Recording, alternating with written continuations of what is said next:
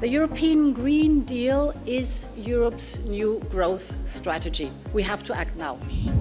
The European Commission has prepared 3 concrete actions that will offer a strong basis for the New Deal. I want Europe to become the first climate-neutral continent in the world by 2050. Real benefits include zero pollution, affordable and secure energy, smarter transport, and high-quality food. A Just Transition Fund will leverage public and private money, including with the help of the European Investment Bank. All these will contribute to a global Green Deal. No one will be left behind. We will deliver a sustainable Europe investment plan. Our €1 trillion of investment would give investors confidence to make long-term decisions on environmentally responsible projects. This will mean new jobs, a cleaner environment, and a better quality of life for people. We Europeans are ready.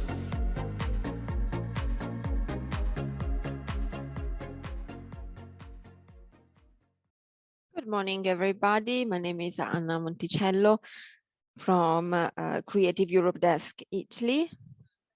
Let's start this day together. There will be 2 important moments, 2 important panels. We will have first the institutional greetings from the autonomous province of Bolzano and the Business Development IDM and the Italian Ministry of Culture. And then we will have a panel where we will speak about the general topics of the Creating Europe program, the past and the future. And in the second panel, we will discuss about concrete examples and experiences related to the Green Deal, green events, and green shootings. And we will also discuss about concrete experiences coming from projects funded within the framework of Creative Europe.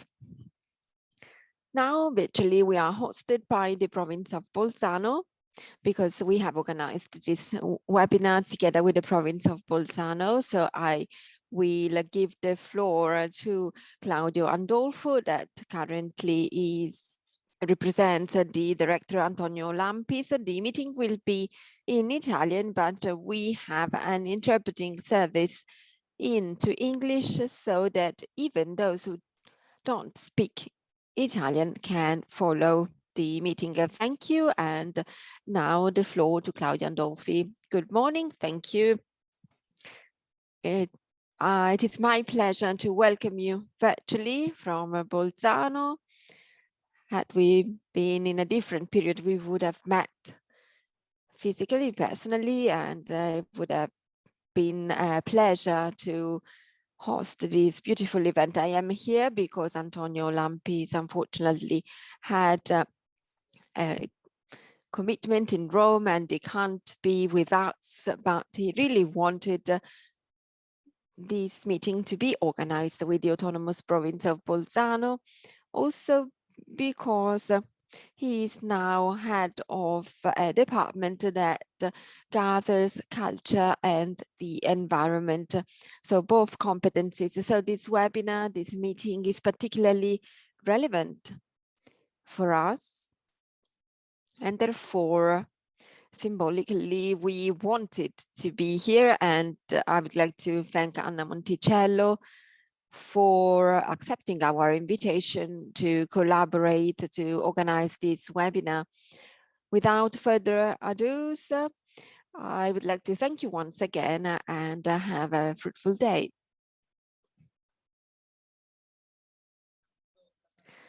Now we have Miss Vera Leonardelli, Director of IDM Business Development. Thank you very much. Thank you, everybody. Ladies and gentlemen, on behalf of IDM, Südtirol, I am really happy to welcome you to this event, and I would like to thank the three Italian desks of Creative Europe for the invitation. The topic today is sustainability in the creative industry, and it's a great pleasure for me to hear that, because sustainability is a characteristic that is very present in our region, in the Alto Adige region, and also in other regions. So the importance of sustainability, and this considered as a leitmotif also of our annual action plan. We are multipliers of this sustainable development on the territory, and it is for this reason that not just as a business we promote initiatives in this sense, but we also promote projects with the aim to have a sustainable economic development in different economic industries. We really believe that products and experiences, that sustainable products and experiences have an added value in terms of quality, a higher appeal for customers, and they are more successful on the market. And it is only in a very competitive economy that we can create new jobs. This is an element that is absolutely fundamental, especially in these times. An important project for IDM and Alto Adige is the development of an index of sustainability for tourism, and therefore will be applied both at the regional and local level. And we will apply international standards. The definition of this index is based on the inputs received from the stakeholders, but also on the Global Sustainable Tourism Council criteria. And we care about social and cultural sustainability, environmental sustainability. And it is based on this index that we will now launch the so-called flagship projects. We are convinced that they will be dragging projects. They will have important effects on our territory. Besides that, IDM also promotes the theme of the circular economy that is becoming more and more important in relation to sustainability. We work for the definition and launching of pilot projects, especially in the field of food, building with food, in order to improve innovation and also the skills of businesses in relation to this circular economy. And also in other sectors, just like other sectors, the cinema industry has recognized that we needed to change the way we see the future, and we really have to make our work on a set more sustainable. This is a priority also for IDM Field Funding Commission, that in the past years, together with some partners, has developed a protocol for green shooting with the aim to promote production modalities that are oriented towards sustainability, in order to implement the criteria that underline this green shooting. Therefore, we have also launched a new figure, that is the figure of green consultants. These are experts in green shooting. We have 6 certified experts that are ready to work as consultants for anybody who shoots something, and they are also supported by several tools that are provided by IDM Field Funding Commission. And also a CO2 calculator has been developed. Thanks to this tool, it is possible to measure the environmental impact of each production on the territory and therefore reduce it. In any case, we will know more. The head of Field Fund Commission will tell us more. Birgit Oberkofler is here with us. She will take part in the first panel. Therefore, I wish you a very fruitful day. It will be good food for thought. And I want to thank once again the Creative Europe Desk Italy. Thank you, Miss Vera Leonardelli. Now, based on the agenda, we should have Nicola Borelli, but unfortunately, he has had an unexpected commitment. Therefore, it will be replaced and represented by Mr. Buffalini from Creative Europe Desk Italy. Good morning, everybody. I would like to greet you on behalf of Mr. Borelli. Unfortunately, he was busy with Davide Di Donatello this morning, but he would like to greet you all. And I would like to read his speech on his behalf. First event of Creative Europe Desk this Italy, promoted and organized by the Media and Culture Office of Turin, together with the Autonomous Province of Bolzano. The topic of sustainability and the new Creative Europe program that is about to be launched is a challenge for Europe. The world of culture can and must play a role facing this emergency of the climate change. The purpose of Creative Europe Desk Italy is to promote sustainable development, and this has to happen in a collaborative environment and with a European perspective. In the audiovisual sector, we appreciate the commitment of the European Commission to promote the change in this sector that should be a neutral sector. Last year, the European Commission launched a plan in order to support industries and sets ambitious objectives in relation to the Green Deal. It is important to underline that these objectives can be reached only in cooperation with national and international funds and involvement of all institutions in order to raise awareness and share the best practices, and also define a common joint tools and green standards. As we have just heard, there is a new green certification. We have been pioneers in Italy in order to promote green sustainability in the cinema industry, and it has been taken as a model in the European framework. The sustainability of the audiovisual sector involves the whole sector, and it is urgent to know and disseminate the most recent technological developments that can be used in the different phases of this sector and reduce the impact on the environment. As a general direction for cinema, we wanted to support the businesses and cultural associations in this green innovation process. And starting from 2020, we have introduced the criteria for environmental sustainability in the annual call for products. There is a commission of experts that selects projects based on criteria that are discretionary. But this call gives a higher score to green productions. Therefore, green productions have an evident advantage. This choice has been confirmed also in the call for 2021. And its importance, the importance of its criteria has increased. So you see that even the legislation and our cinema direction gives a higher importance to this criteria. So this was the speech by Mr. Borelli that I read very, very quickly. Thank you, Enrico. Now we have Silvia Sandrone, project officer from the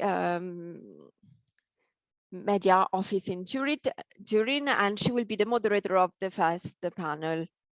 And she will also introduce the different speakers. Thank you, Anna. And good morning to all our guests and participants. I have the pleasure to introduce the first panel. I am happy to introduce our first speakers. We have Maria Silvia Gazza representing the European Commission, in particular DG CNECT, then Irene Favero from Creative Europe Culture, EACEA, project officer. Then we have Anna Conticello, again, you have just met her, and then also Enrico Buffalini, project manager of our media desk, and also the director of Istituto Luce Cinecittà. And finally, at the end of the panel, we will have a Birgit Oberkoffler for IDM. And if you have just connected, I would like to remind you that they are partner of this event together with the Creative Europe Desk Italy and the Autonomous Province of Bolzano.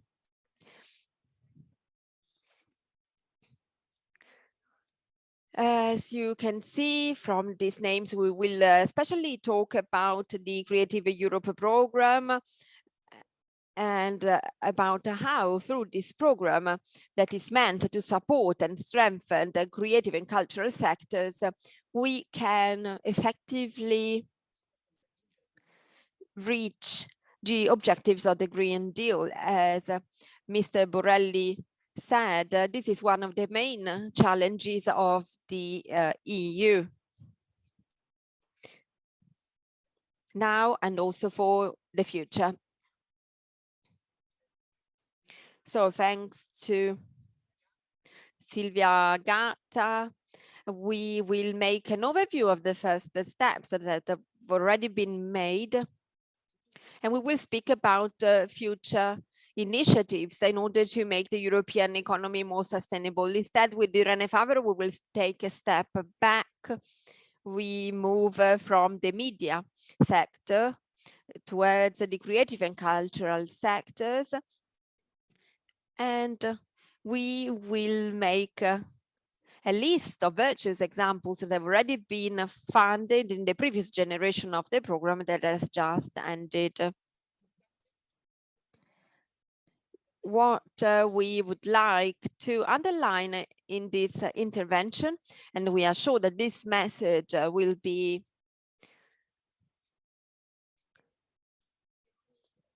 understood, is that the organizations of the media and culture sub-program have always showed a quite high level of sensitiveness towards these topics and in giving messages that can really reach European citizens. Therefore, we want to raise awareness on this issue, on this emergency, and this aspect will also be discussed in the second part of our webinar.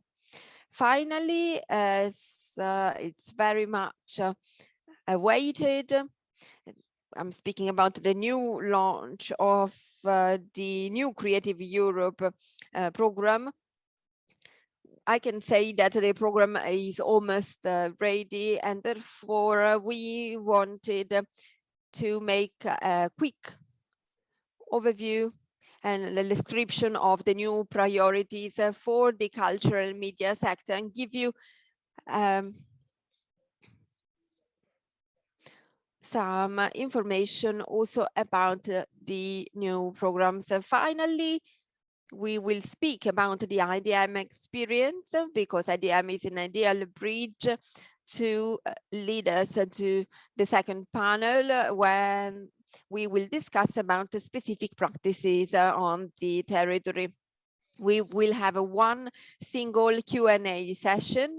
Therefore, if you have any questions for the panelists of the first panel, you are invited to write your questions in the chat, so that at 12 we can have the Q&A session and invite our panelists to answer.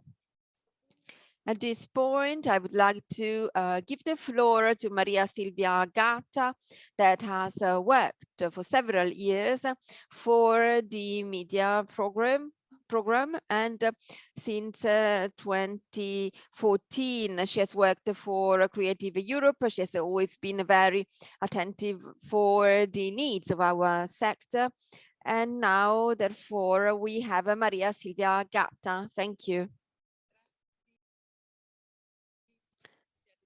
Thank you, Silvia, for this kind introduction. It is a pleasure to be with you virtually and to present this new priority of the program, of the media program.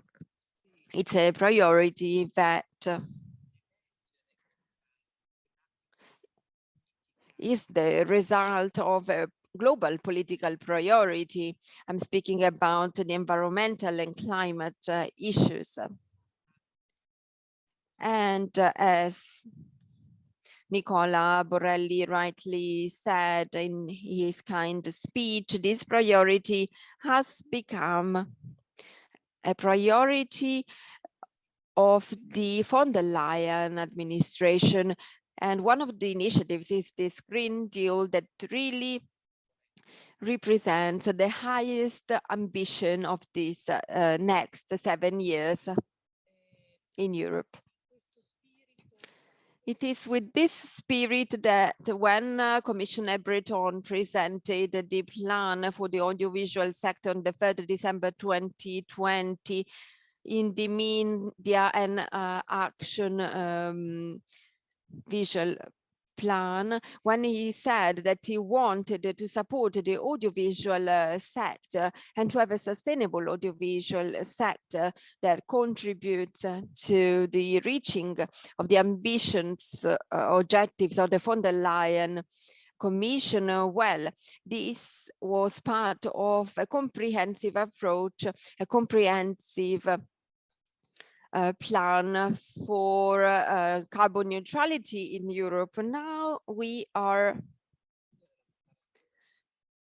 about to close the new program. As you know, it has taken some time, and this was undoubtedly due to this unprecedented crisis.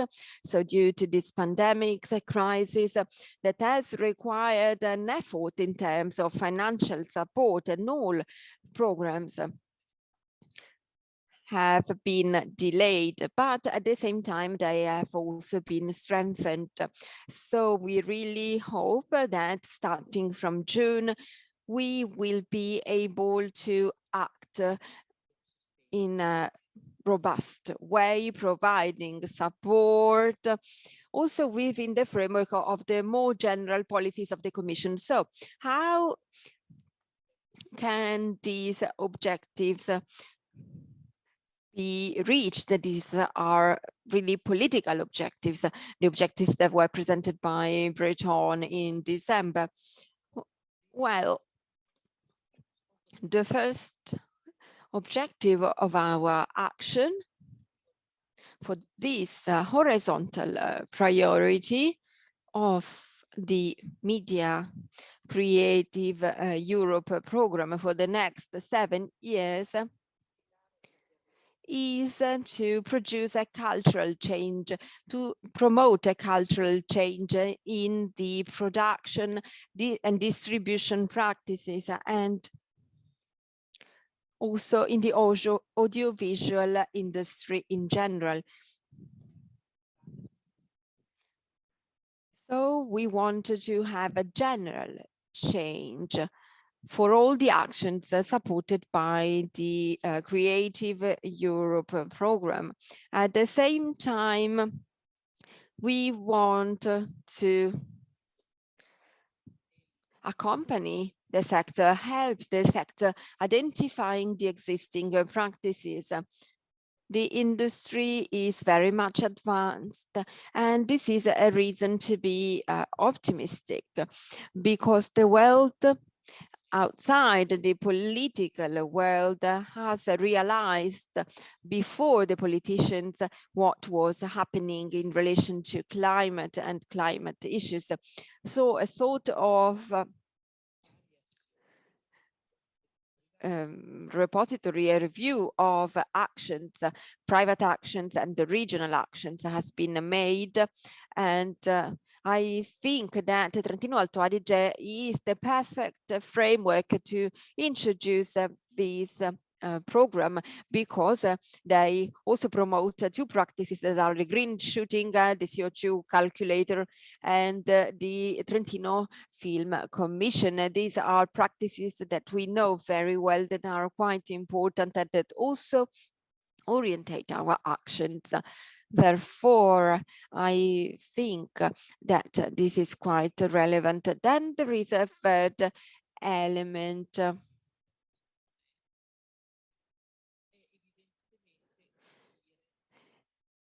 And this element is understanding how to collect data about what is happening, and at the same time reach an agreement about how this data can orientate our future actions. In this regard, we will work together with our partners at the European level and especially the European Observatory for Audiovisuals. So this is the part where we try as a first step to understand what is happening, and we try to understand this in order to then decide how we can intervene. Then the second part of our strategy, of our action, is to cluster, is to pull together the different approaches in relation to the green audiovisual sector. We are doing that by promoting a dialogue with the main actors of the audiovisual sector. We wanted to create a coalition on green practices covering the whole audiovisual sector, because we want this horizontal priority of the program to be included in all the different parts of the chain, and not just in the production phase, where of course the practices are very much advanced, more advanced than in other audiovisual sectors.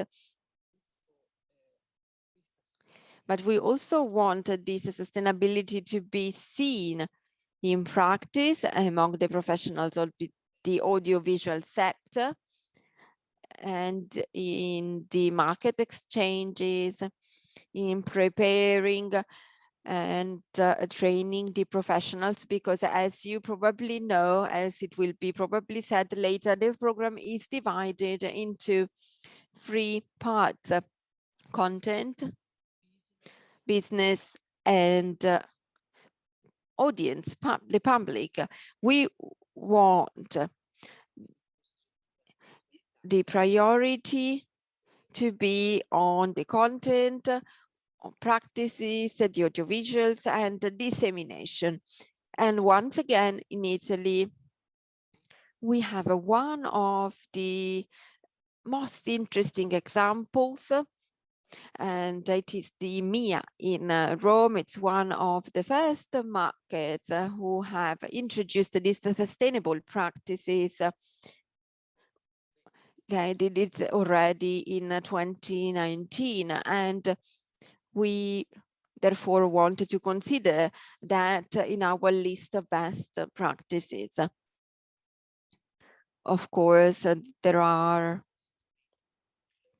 also there is also support to training, and this is important for the project itself, but also for the content.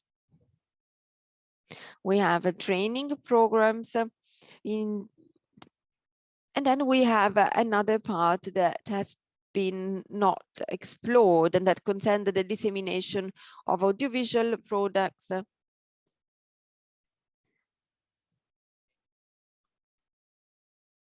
so that this sustained, these supported products can reach the audience, the public. So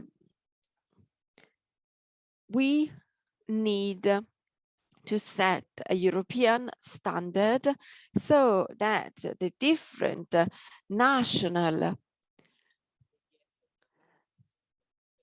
practices can be adopted, adjusted, harmonized. We need to harmonize the tools we have already developed, and also the green brands and standards that already exist. So we need a common basis that is not necessarily a legislative basis, but rather a standard minimum basis that can be used by the professionals of the sector to work together. Therefore, we need not an individual standard, but rather recognition of several standards. This is absolutely essential because the entire media program is based on the European cooperation, and therefore the need to recognize common practices use common shared standards. So this is the basis of any European policy. So now in the program for 2021, we intend to work, as Nicola Borelli said, we want to create incentives. We want to speed up, on the one side, these practices by providing incentives instead of introducing rules, because we believe that this sector needs to be supported, accompanied, especially in this period, because the sector needs to recover soon, also from an economic point of view. So all the criteria we use to grant funds in the audiovisual sectors will recognize more points for all the businesses that comply with the sustainability rules. Therefore, we will encourage the beneficiaries of the media program to really put in practice all the practices that already exist in the sector, and we will also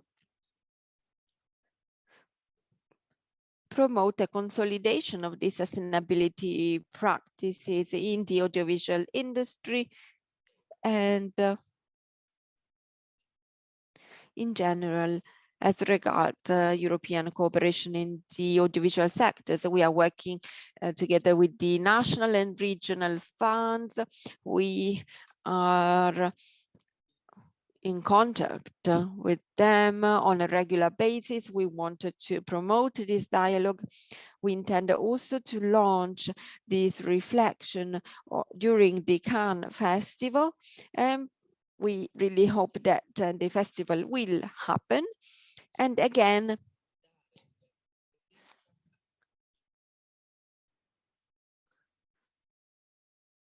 we want to really promote this strategy in the years to come.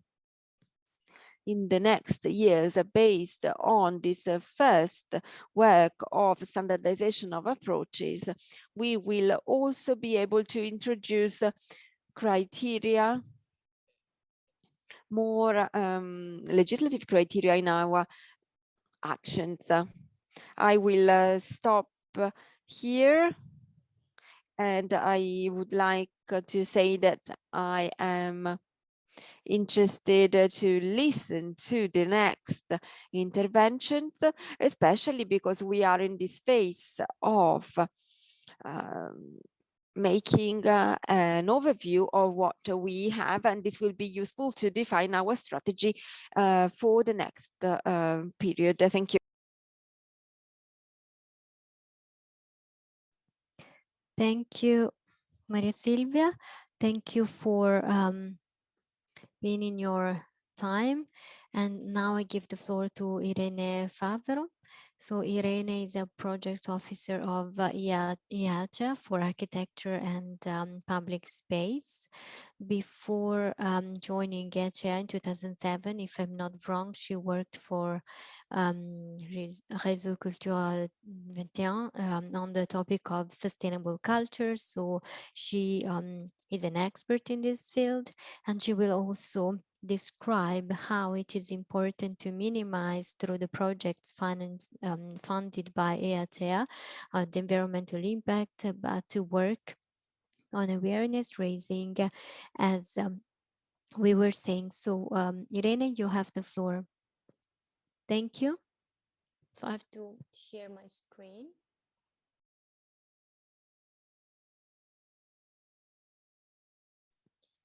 I don't know if you can see my presentation. Yes, we can see them. Maybe you can select the presentation mode. Okay, so you can see the full screen. Okay. So My name is Irene Favero. I'm project officer at the EACEA agency, which deals with the implementation of programs and Creative Europe program. So I will talk from a different position than my colleague. I do not work at the DG, but I'm in direct contact with the projects that we finance. And on these projects, I like to focus during my 15 minutes. And I'd like to show you how, as Silvia was mentioning, the Creative Europe Culture projects. And so the project we are dealing with today have been integrating the issue of environmental sustainability for some time now.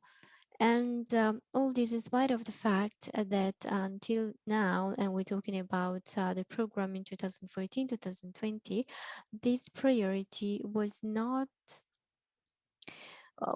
referred as such. And so the applicants and so all those people who submitted projects never found in the tenders something which encouraged them, let's say, to reflect upon what they do in the light of environmental sustainability. So as for the media, compared to media program, culture program covers several different disciplines. We have projects in the field of music, theater, cultural heritage, architecture, design, public space that I'm dealing with, visual arts. And so the diversity of the sectors covered by this program is quite broad.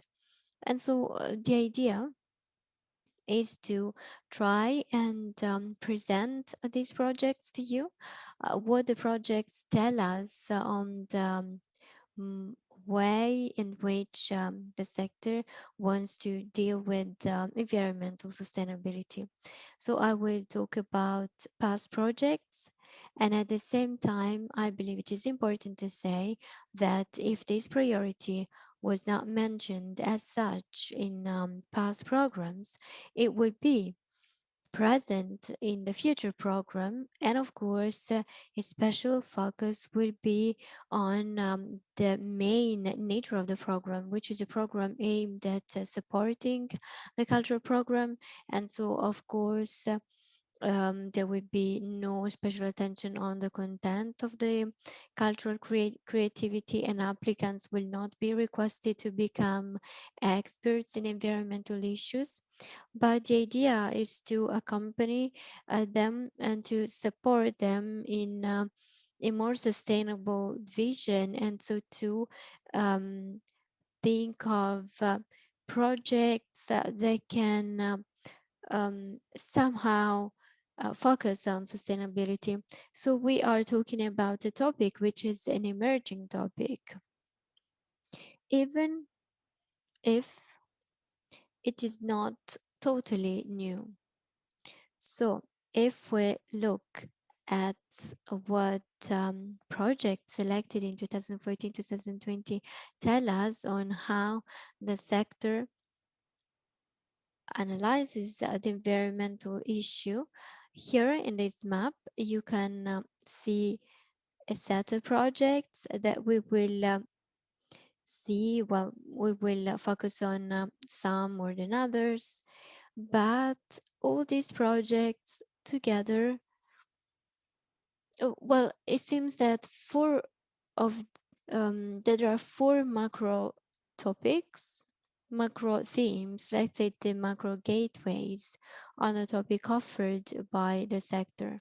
So we have a first theme, which is the environmental impact of the sector. When I talk about the sector and so this industry, so several industries are involved, theater, music, festivals, museums, and so we're talking about industry in a broad sense. A second gateway on the theme is how the industry can contribute to awareness raising on the urgency of this topic.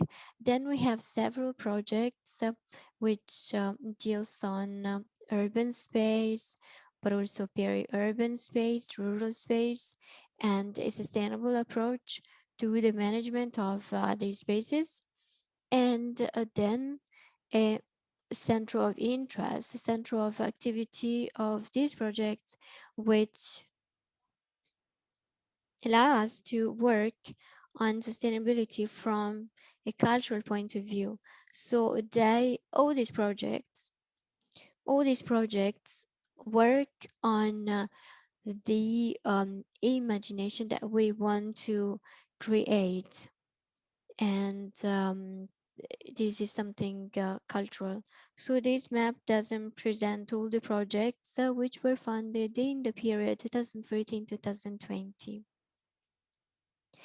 So you can see only a few projects, the projects which focused on this topic, and then we have to see the many other projects integrate some considerations on, for example, the sustainability, the environmental impact of their activities.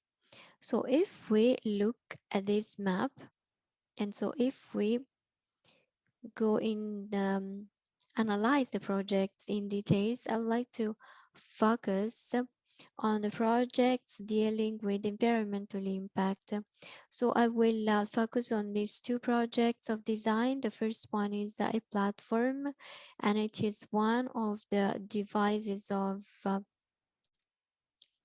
Europe Creative Europe Culture Program, which focuses on the presentation of emerging artists. So the platform is aimed at creating the conditions for a connection between the design professionals, designers, makers, and market. This platform is called Distributed Design Market Platform, and that's the website distributeddesign.eu. It is a platform which involves 18 facilities from 13 different countries that work at local level. They create, showcase situations for these emerging designers, making emerging makers. They organize summer schools. Last year, the theme was the use of plastic in design, and they also organized an award, which is the Distributed Design Award. Among the partners, we have the Polytechnic of Milan, the Architecture Museum in Ljubljana, several cultural centers.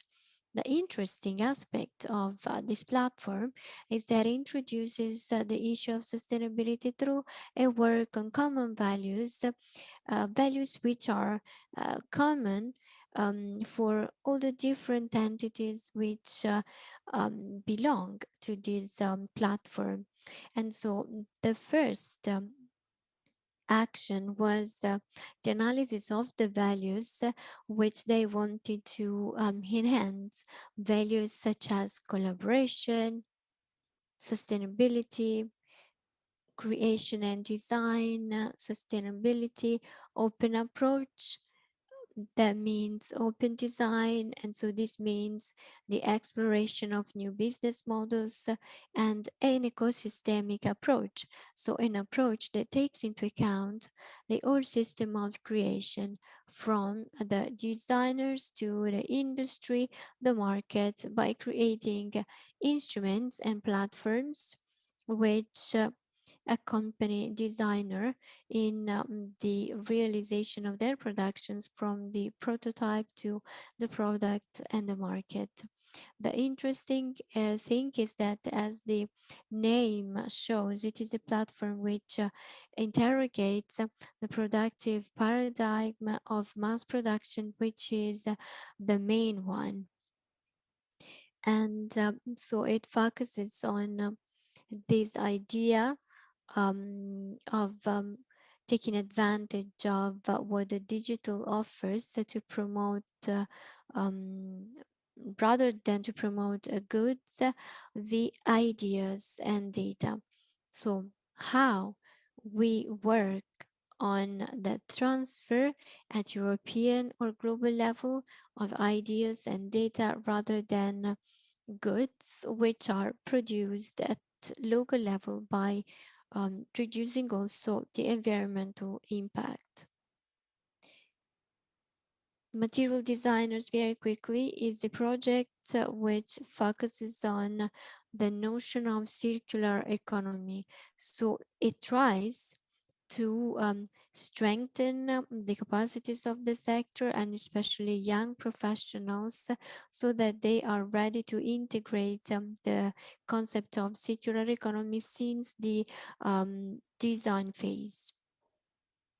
Another big group of projects which still focus on the environmental impact of the industry is the set of projects which tried to explore some instruments and working modalities of the productive chain, especially in festivals, music festivals in particular, and to see how to reduce the environmental impact of these cultural events.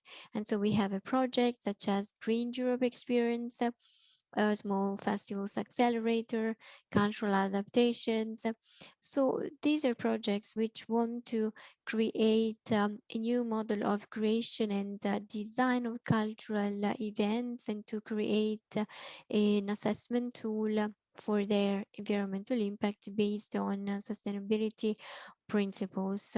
And once again, the principle of circular economy is very present in these projects.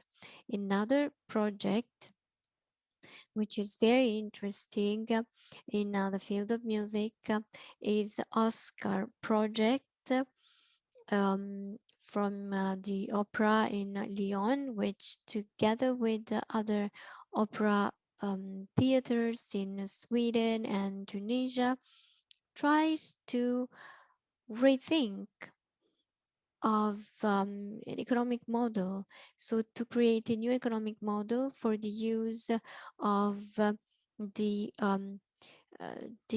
decor of the opera theater. And so they work on the capacity of cultural operators to integrate this approach on the scenic design. In the urban field, we have several projects which focus on the type of development we want to create in our cities. So these projects focus on sustainability in quite a different way, in a more ecosystemic way.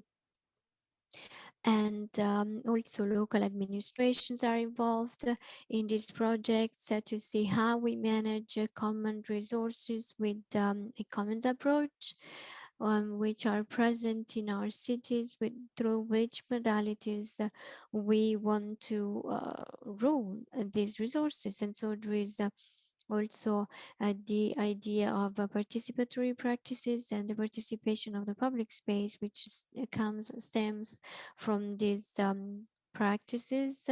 As I'm a bit, I'm speaking quite much, I will be quick and I will explain these other set of projects which deal with how culture and art can contribute to increase the awareness raising on this topic. And so they also focus on the emotional and sensitive dimension which characterizes art in order to bring on the table this discourse in a different way. And as we know, the modality in which a proposed theme can contribute to the possibility for this theme have been perceived by a broader audience. And to conclude, well, just to mention one, for example, we have AAA, Accessible Art for All. It is a project of children's museums in Rome, which focuses on awareness raising for a specific audience, which is the new generations and children. It is interesting to notice that there are some very there are themes connected to the topic of today, such as the Roots and Seed 21 project and Mediterranean Garden project, which deal with biodiversity. And finally, we have a set of projects which are a bit more difficult to describe, let's say, but which in my opinion, falls within the theme of this project. So the capacity of creating cases in which we elaborate images for the world we wish to have. So the world as we wish and as we want people may wish. So these are projects which work on collective images, on a new way of thinking, are being the world as human beings, and so they wonder, so they investigate nature, they investigate, for example, the connection we have with nature and the animal world. So we work on cultural issues, very specific cultural issue. And to conclude in these regards, we have a project which, like many other projects in this thematic area, combines several topics. What all these projects tell us is that the environmental issue cannot be dealt with as something isolated from other social and cultural issues which have an impact and which are a reason for concerns in of the world we live in.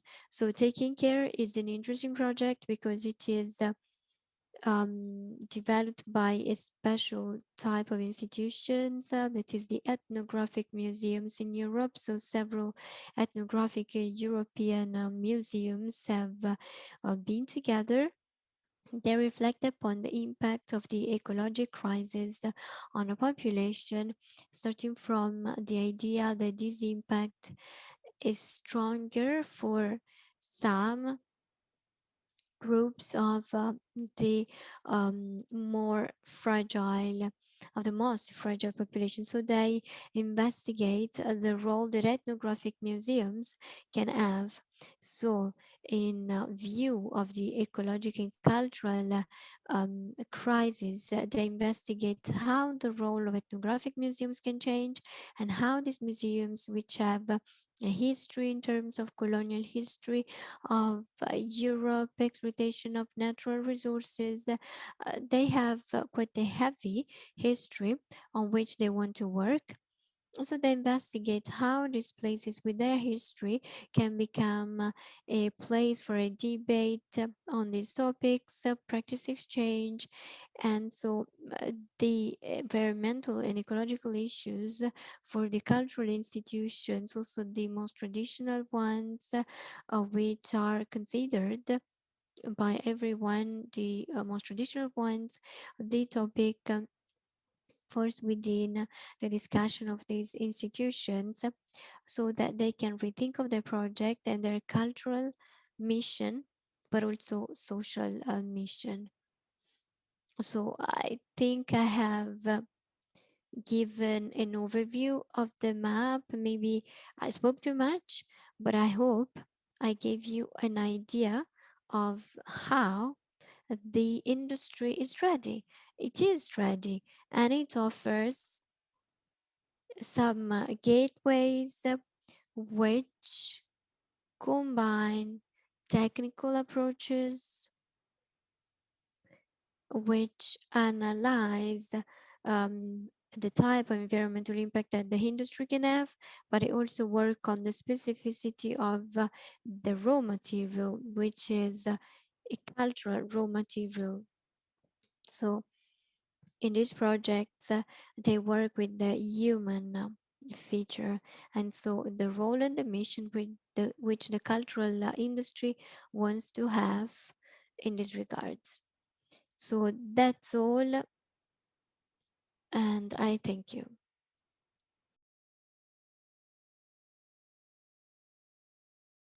Thank you, Irene. So we gave you some additional minutes because we believe it is very important to see how the agency, your agency, was already catalyzing projects which focused on the environmental issues or the problem of environmental changes since last programming. So once again, thank you, Irene.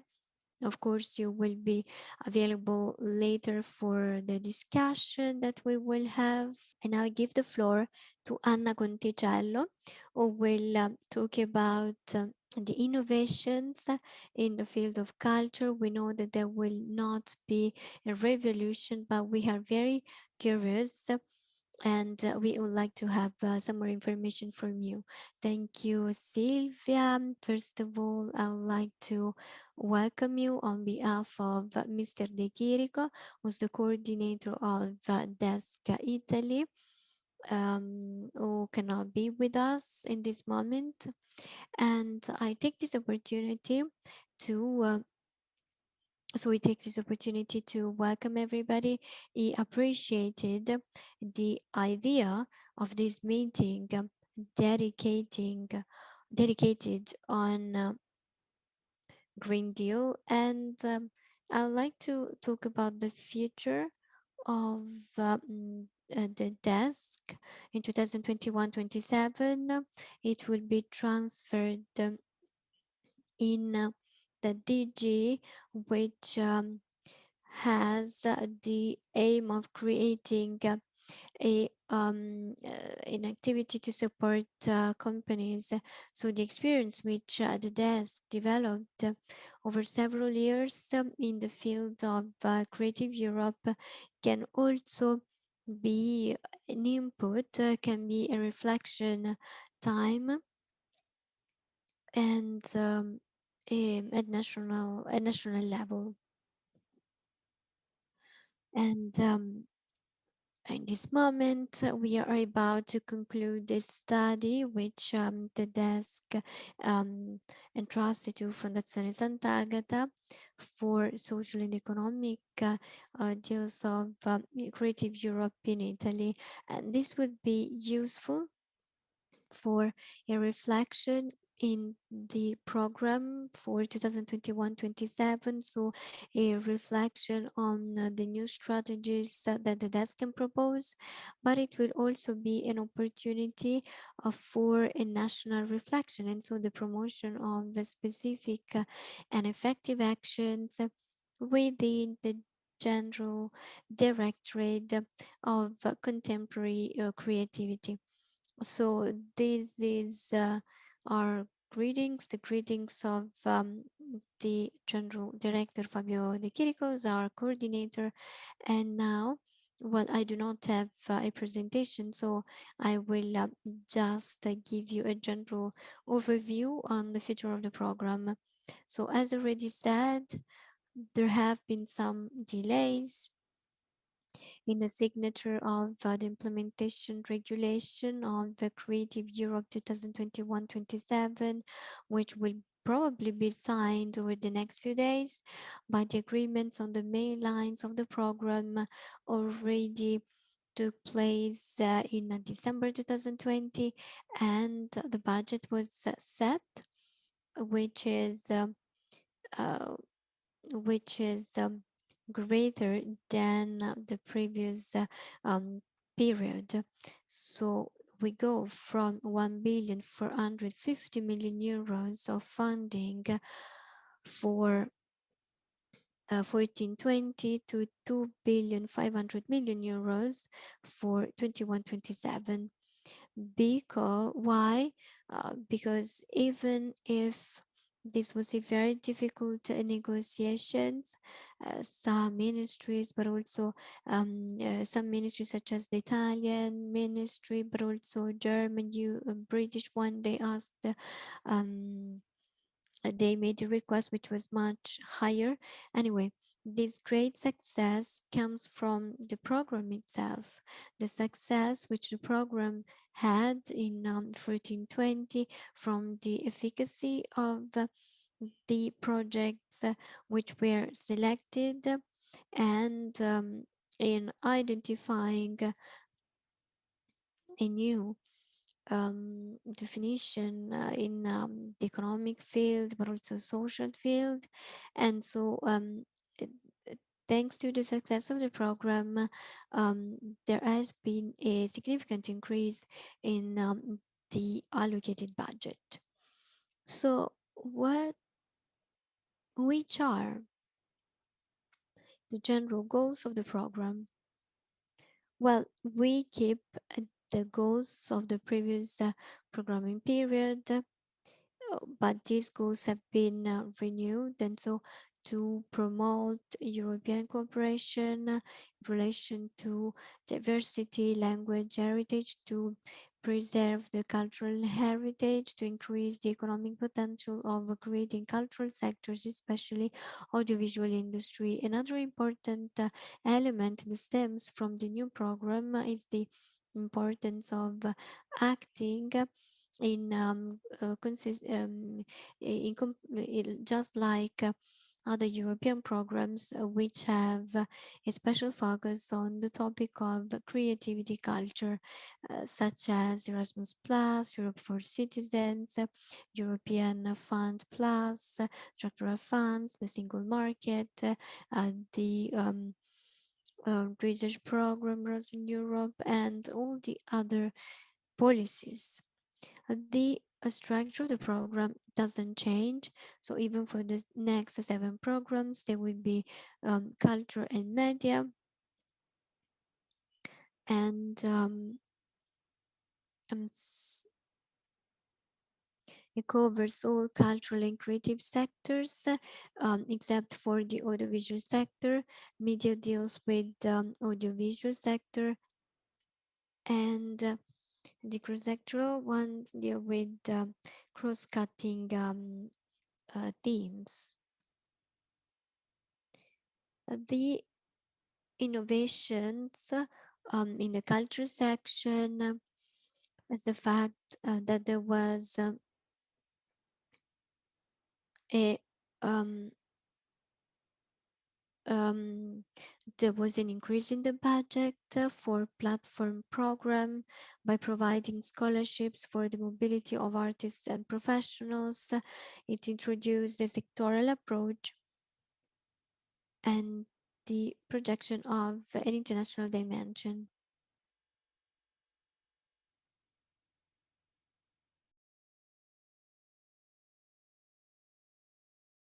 So inside the specific projects in which so promote competitivity, scalability of audiovisual industry, promoting programmatic action. There are all the priorities which we have already mentioned. And so the Green Deal, the objective, the final objective of an effective ecological transition, programs which take into account the environmental policies, environment, the reduction of carbon emissions. But just as Irene said, so the inclusion of this topic as connected and cross-cutting to projects which focus on culture and creativity. And this concerns other priorities also, such as gender equality and digitalization.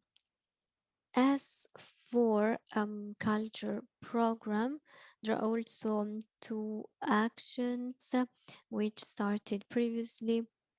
So this scheme of community for artists, and the project that give a lot, um, especially in the field of music, which is a very complex sector within the cultural sectors, which are included in the cultural sector. As for the call, we have the cooperation projects, the networks, and so the network of professionals, the platforms for the promotion of the artists, and um, the call for literary translation. At the moment, what we know is that the first call will be released in the month of June, and they will support professional networks and platforms for the production of artists, which will be the news. As for the cooperation projects, well, first of all, the goals, and so the production of contents will be the same, and innovation not only of a technological of a technological dimension, but a broader dimension, for example a social dimension, a commitment for the gender equality, inclusion of disadvantaged people, fight against climate change. So within this, there will be the introduction of a sectoral approach, specific approach. The sectoral priorities will not replace, but rather will integrate the general priorities already present and horizontal ones, which will be them in the sector of music, publishing, um, cultural heritage, and architecture. So a reflection on these sectors stems from what was done in the experience of Europe for publishing, music, and also the experiences achieved at different levels in the field of the different awards. As for the cooperation projects, the European co-funding will be greater, and this will allow companies of the cultural sector, which are small and medium enterprises, small and medium enterprises, to have the right strength to participate more easily by creating more complex programs. So the next one will be issued in June 2021. There will be a call for a cooperation project, and there is one every year until 2027, and starting from 2022, and results will be achieved every year. The platforms, Irene has already mentioned them. The main goal is to increase the visibility and movement of emerging artists in Europe and beyond European borders. In 2014, only 5 platforms were selected. As of today, we have 15 active platforms. The networks are the instrument for the development of operators and artists. As of today, there are more than 4,000 organizations connected among each other all over Europe. Today, we have 28 European networks, which are active networks.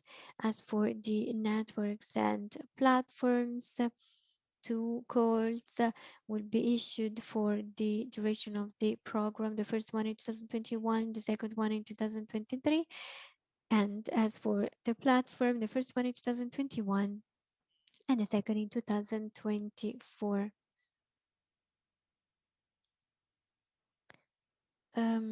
So much more of what I have just said stems from the success of Creative Europe. 1420 from the capacity of cultural and creative companies to be competitive in their sector, the capacity of affecting, having an economic and social impact in a society, and therefore the fact that not only in Italy but also in the rest of Europe we talk about a program which was effective. So I stop here and I give the floor to the others. So these are the lines that we can say so far. Of course, our communication will be clearer, and finally the call will be issued.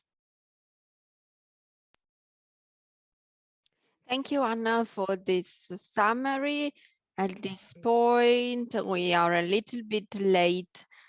Therefore, I would like to give the floor to Enrico Buffalini, Project Manager of Creative Europe Desk Italy Media, and also Director of Istituto Luce e Cinecittà, that is the host of the media office. Enrico will make an overview of the media funds. We see that we have more than 150 participants, and there are undoubtedly even emerging professionals that still don't know all the funds available for the media industry. So if you can tell us something more about the program, of course, please remember that you have a limited time slot. Thank you, Silvia, and thank you also for contributing to the organization of this panel. As you know, the media desk is organized into different groups. There is the Office of Turin that has contributed to the organization of this webinar on green topics, and then the office in Rome and the office in Bari. Many things have already been said, so I will go very quickly. I will just share a slide with you. Anna Conticello has already said what I would like to say. We started from a budget of 1.5 billion euros in the previous programming period, and this budget has increased significantly thanks to the increase of the purchasing power, and there has been an increase by 63%. And because of the Brexit and the exit of the UK from the media program, there has been an increase by 75%. So you see that these are figures that even in a difficult period like this one for Europe and the rest of the world, well, this budget is for creative and cultural businesses and enterprises is absolutely positive, and it makes us be optimistic even in a difficult period. In the following slide, I would like to show you the breakdown of the resources in the program. So we have the media strand, the culture strand, and the cross-sector strand. We have a 1.4 million euros for the media strand, the culture strand, 800,000 euros, and the cross-sectoral strand accounts for 9%. So this means an increase of the budget if you consider the financial part will not be a credit guarantee facility, as it was the case in the previous 7 years, but it will be funded with a different chapter, so by Invest EU. So the total resources have increased. It is a good, positive sign, because the Creative Europe program, especially media and culture strand, has had an effective approach and a positive approach for the growth of media and cultural enterprises, and the countries that take part in this program are more than 27 European countries. So the resources have increased, and this is a positive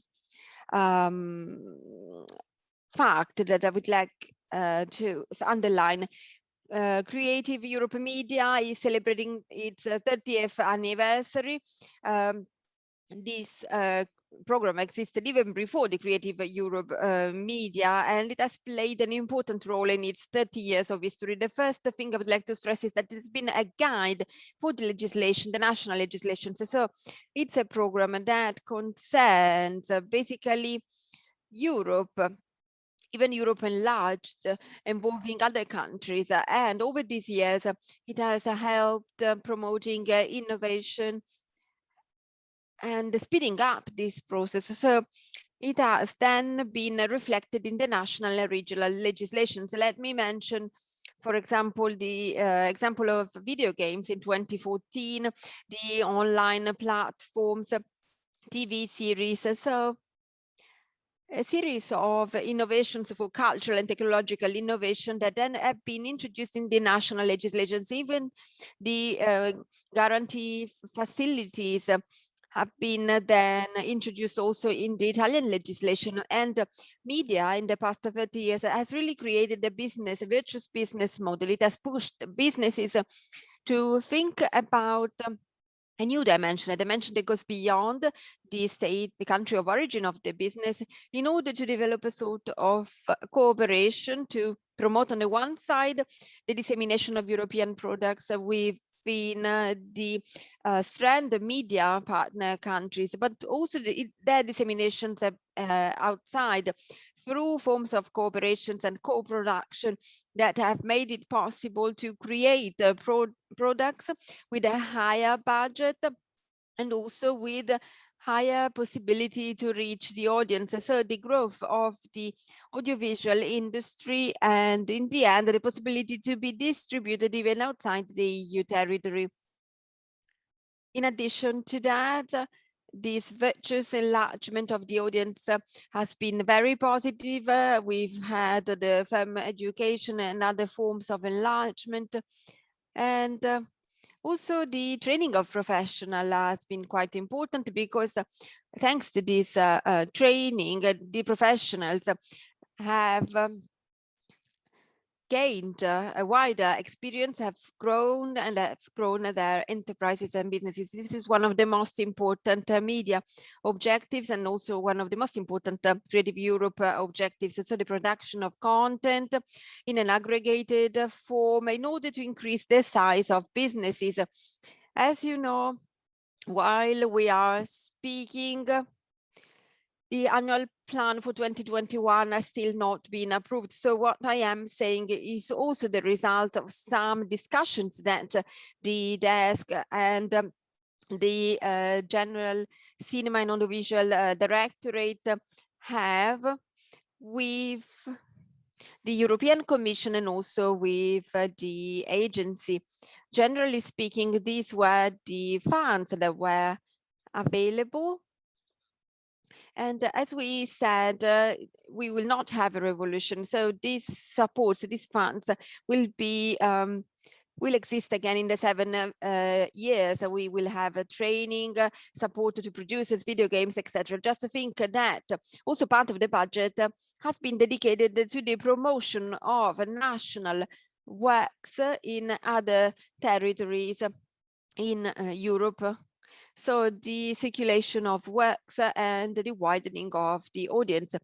As the previous speakers already said, there are some actions ready to be implemented. The call should be effective on the 1st of June. And while we are speaking, the annual work plan is being defined, and there will be 3 macro categories of funds. The creation part, the so-called creation cluster, so contributions and funds destined to the production of audiovisual content for the media program. Then a business cluster, so funds dedicated to increase the revenue of the audiovisual sector, and then another part dedicated to the widening of the audience. So these 3 macro categories basically include the development and the production of TV content, and also the co-productions. In the business cluster, in the business part, there is also because automatic distribution, so basically the distribution that is made based on the revenues of the producer the year before is part of the revenue. And then we have part of the project that is Cinema on the Move, where we have a selective circulation of products. So a series of European movies are selected, and then through 15 distributors in different countries of the European Union are distributed in the territory. And therefore here we will have a different approach. Basically, all the objectives that have been introduced and the changes will concern, as I said, the widening of the audience among the countries member of the program, and then the cooperation between platforms, distribution at a pan-European level. So inside all the EU countries, and also a focus on the professional training. Let me mention a few examples, a new action that will totally change the situation, and this will be also important to understand the objectives of the programs that have been also political objectives, the development of individual audiovisual products, drama, fiction, or creative documentaries will change in the next 7 years. And we will have the so-called co-development. Therefore, we will not have an individual creative and cultural enterprise, but instead we will have a project leader that will need to work together with companies from other countries taking part in the project in order to develop and produce together cinema or audiovisual works. Therefore, the international potential increases. Regarding co-development, there are also other actions that have been mentioned by the previous speakers, and that will be present in all the 3 clusters. You can read them here. The attention, the focus on the environment, so an industry that is environmentally sustainable, and also the sustainability of TV productions. This is one of the elements that will have a dedicated score in the different calls in order to encourage green productions. And then some new criteria, gender equality, inclusion, and then forms of representation and diversity. So a program that is really cross-cutting and that can reach, in terms of creativity, higher number of modern topics, and also promoting inclusion in order to represent as much as possible the language differences and the other differences that exist in the countries member of the program. I said that most parts of the codes should be published by June, and they should concern the 3 clusters. So all the measures that have been supported so far by the media program. I will not go on. I would like to thank also the previous speakers. These are more or less the new aspects and the main novelties, the also cross-sectoral objectives that will be included in the next programming period. Thank you, Silvia, you have the floor. Thank you very much for this summary of all the novelties concerning the new media program.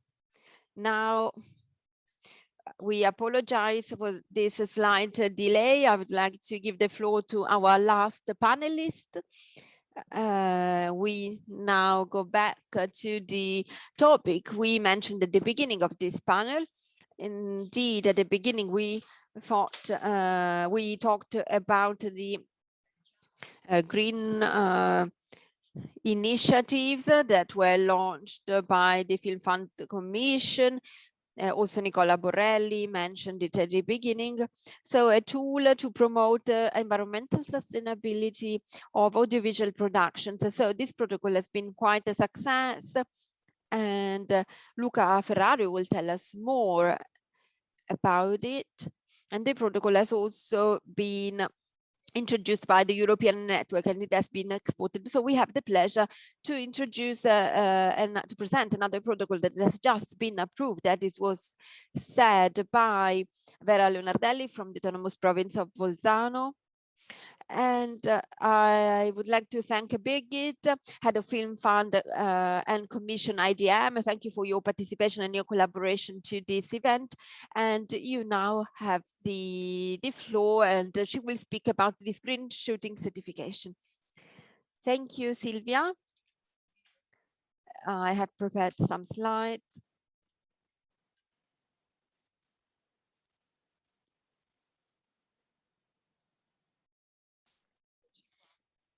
Here we are.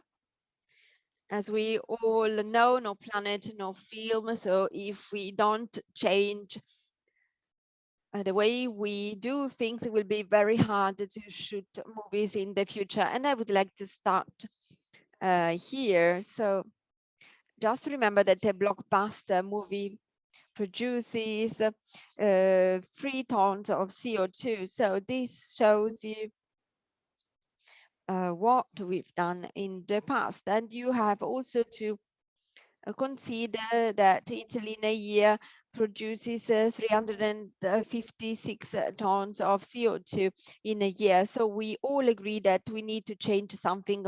As Silvia said, this is already happening, not just in Italy. And this afternoon, as it was said, within the Italian Film Commission in the General Assembly, we will talk about an Italian approach, but also other countries are going in this direction. I would like to mention, for example, Germany, that starting from next year will only fund audiovisual and TV productions that implement green protocols. And this is also happening in Austria. Last year, they changed and adjusted the parameters, the criteria for the national protocol. So it is important for us to do the same. And in these very days, the European Producers Club has made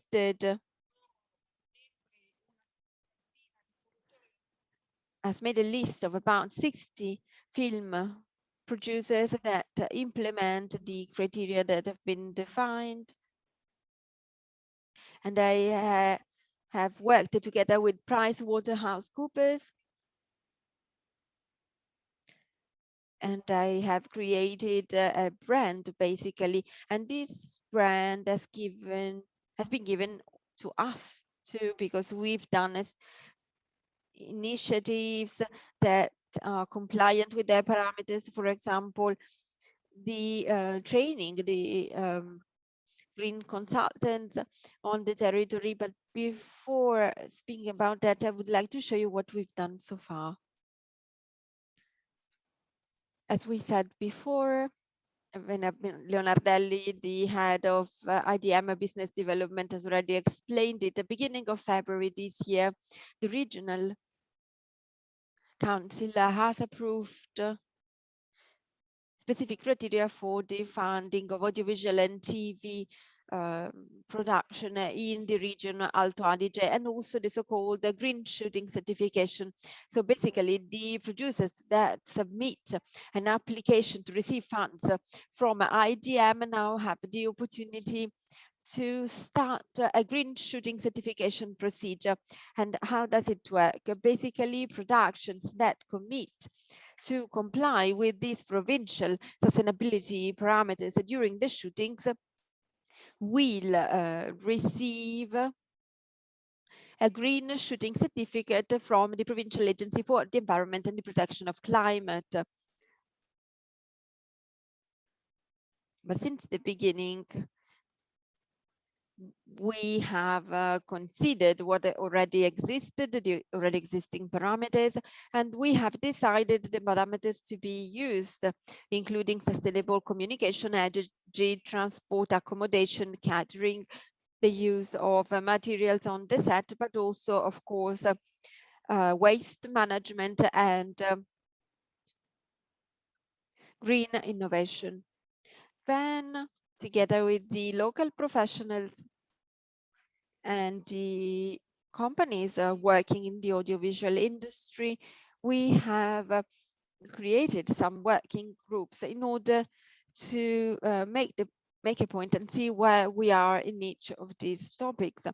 This in order to make things easier for the producers that come shooting their movies on the territory. As I said, we focused a lot on training. We have trained the so-called green consultants, and this training process started 1.5 years ago with the first kickoff meeting, and then we had several workshops, and in April this year they took the exam, and we now have 6 certified green consultants.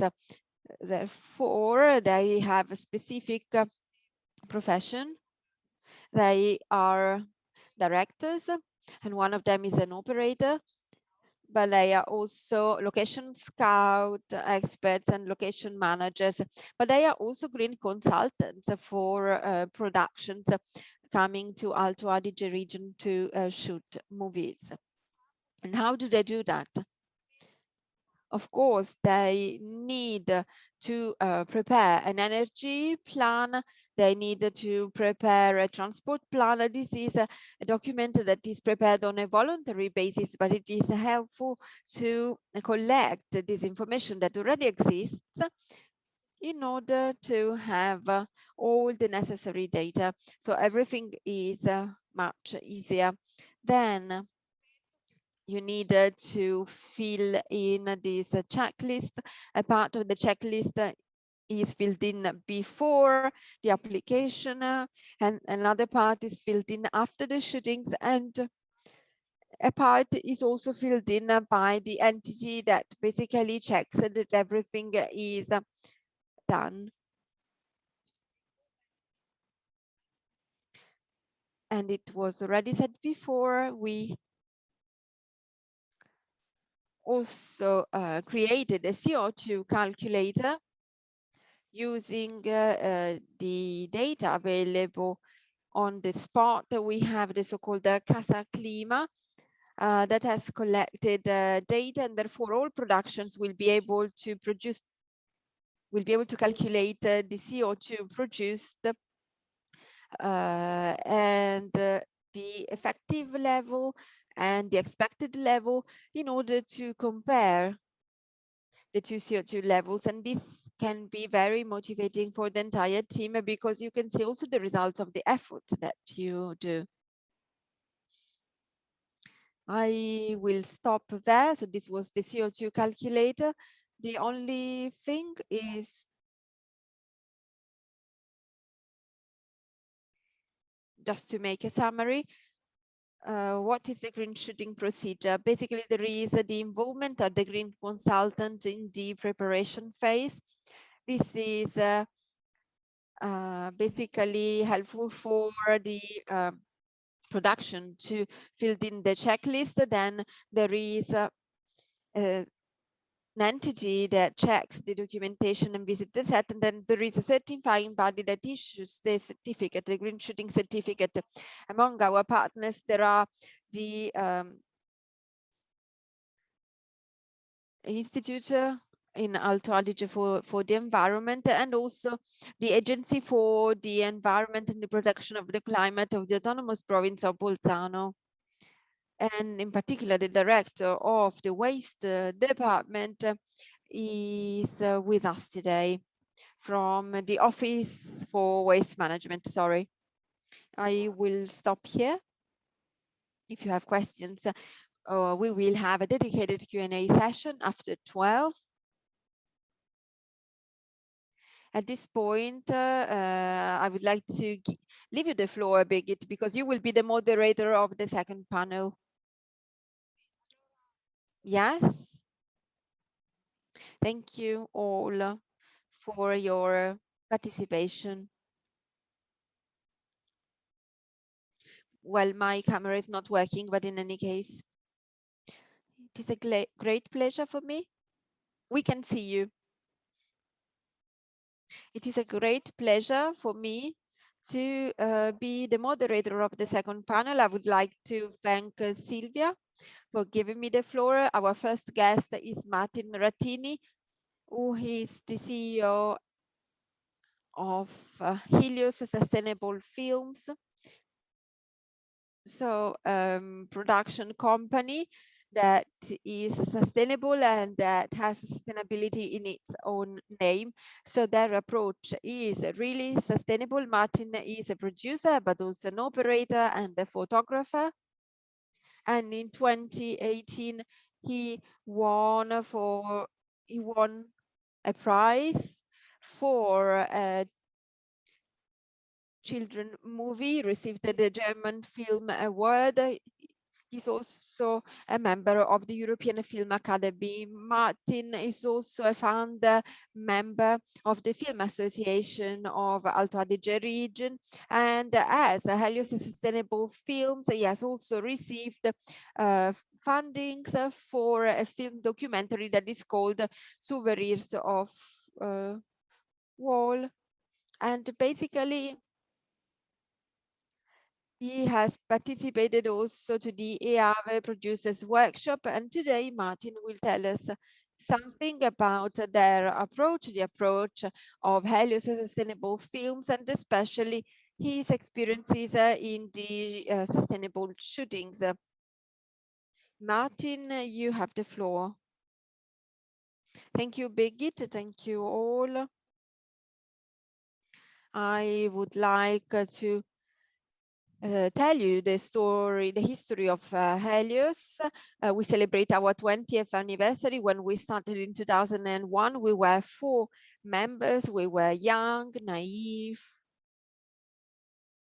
and we really wanted to tell stories that were important to us, that really deserved to be told, and this from both cinema point of view, but also from the point of view of communication and design, because in our team we also had a designer.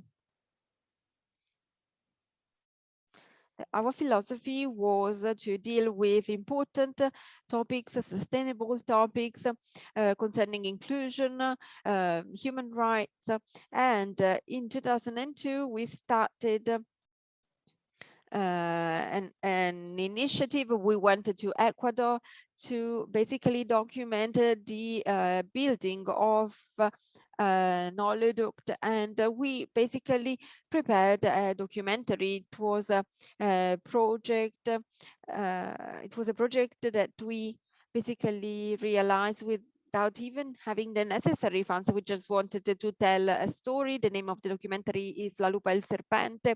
And here in Alto Adige, but in general in Italy, this documentary was very much appreciated. And at the same time, one of our members developed a concept to improve the bicycle lanes in the city of Bolzano. And so we went to the municipality of Bolzano looking for a partner, and we developed a concept that may look like a big metro line, and we basically showed how the city of Bolzano could be better organized from this point of view. This is what we did 20 years ago. Then little by little, we went on with the projects we were interested in. We shot a movie about the water war in Bolivia. Then we produced a TV shows for children about the importance of organic products, regional organic products, and this in collaboration with RAI in Bolzano. We worked together with the schools, primary schools, secondary schools.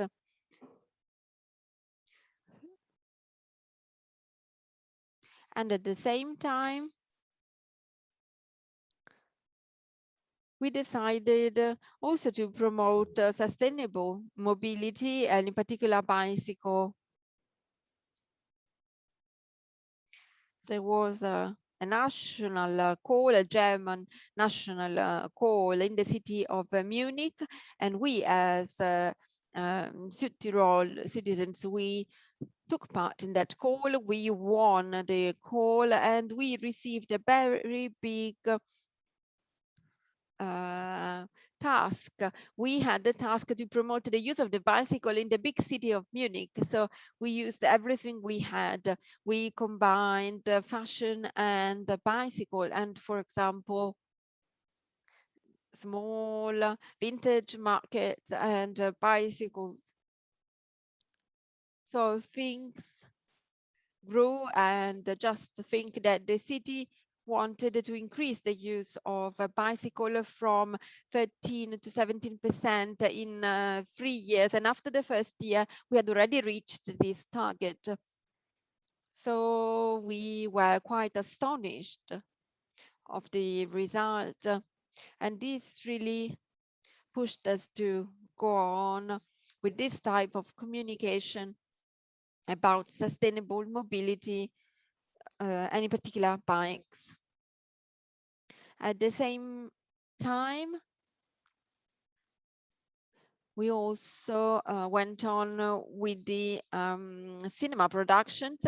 We have grown little by little. We are documentarists, and as you know, in Bolzano there is a very important documentary school. It's called the Zevid, and it is the school where we studied. And we have then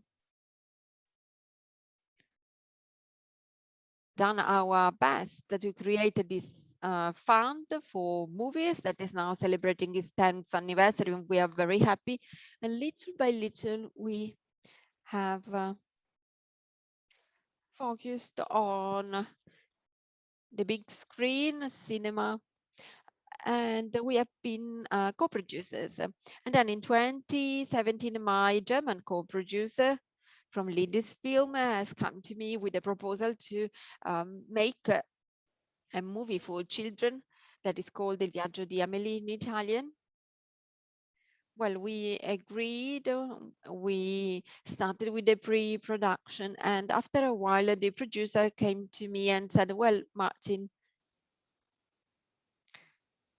you have sustainability written in your name, so why don't we produce the movie in a green way?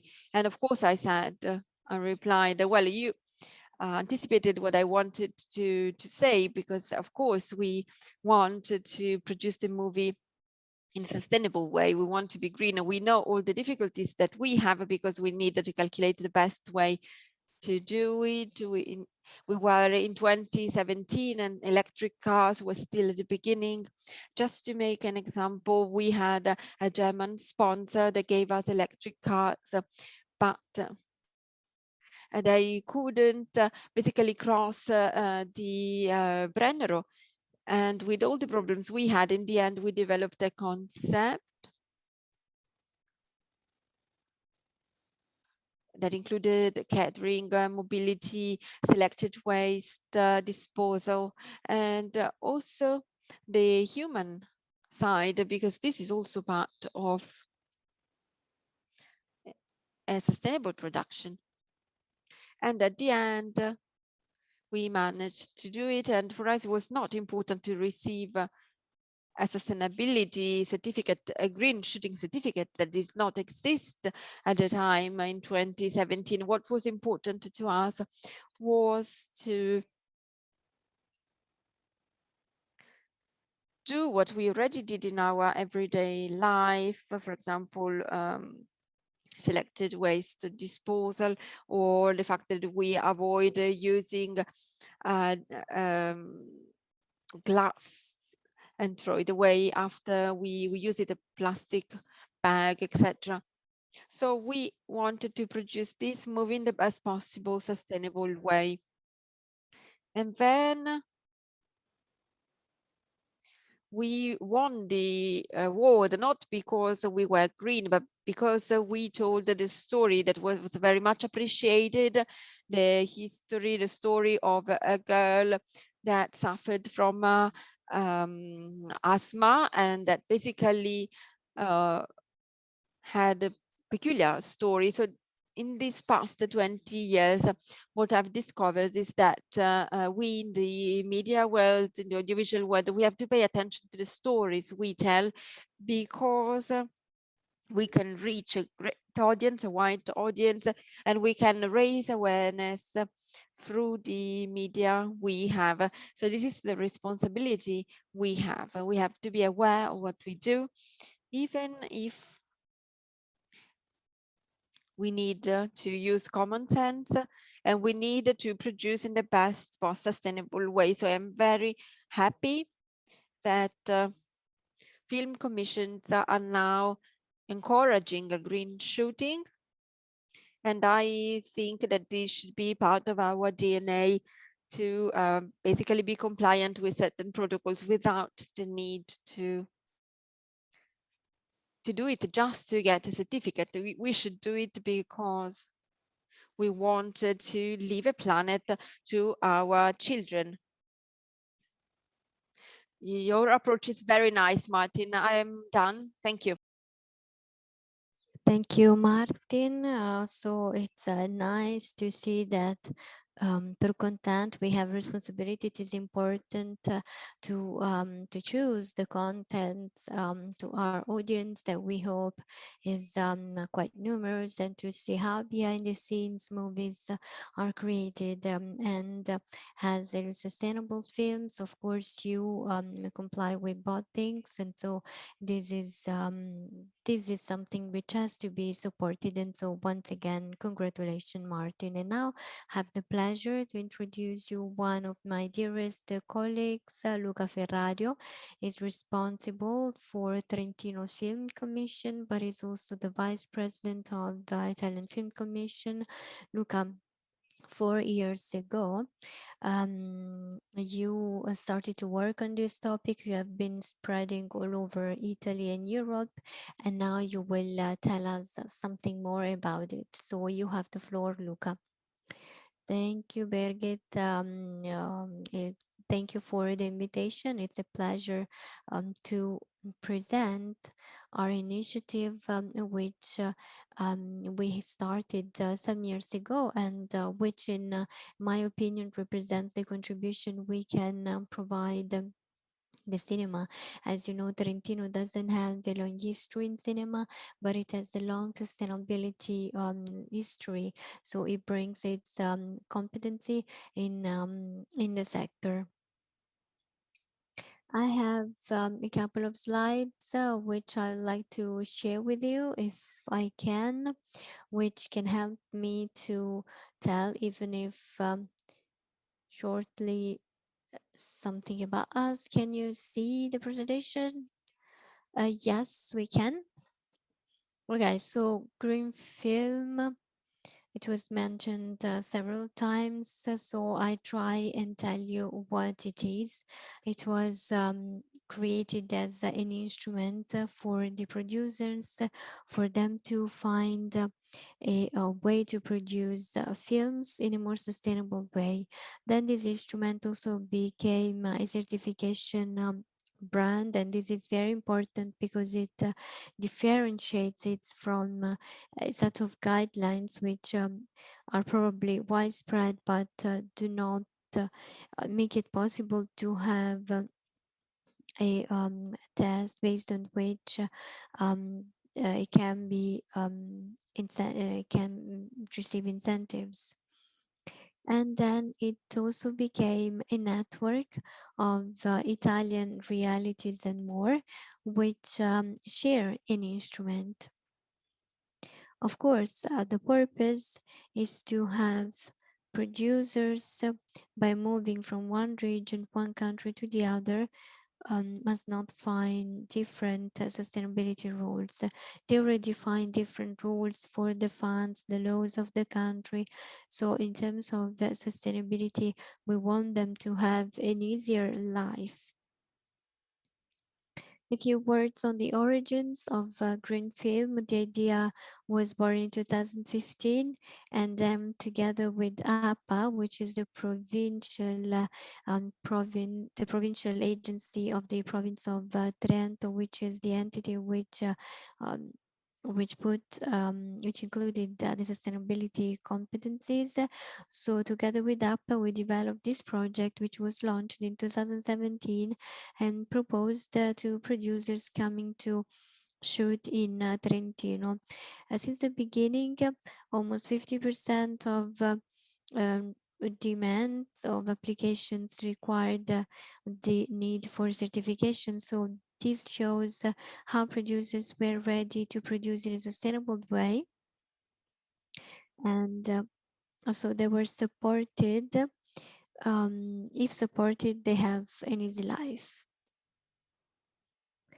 So we um, entered the certification awarding in the application of the project. So we assess the expenditure on the territory, the promotional part, etc. But also this certification.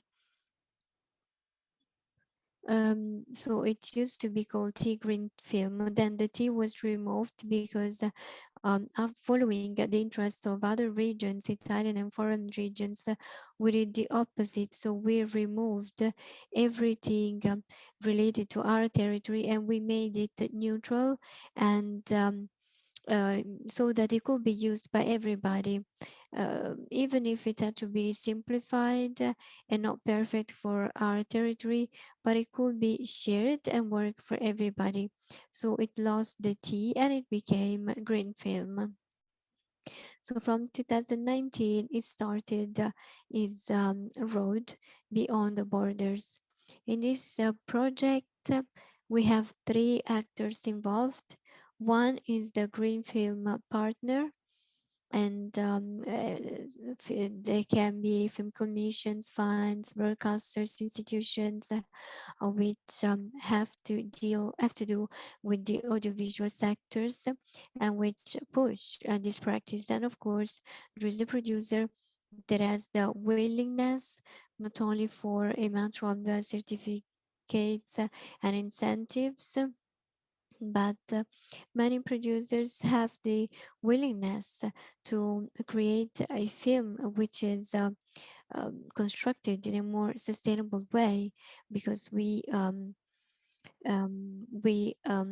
benefit from it. And then there is the certifying body, which is entrusted with the assessing of the commitment of the producer in applying sustainability criteria.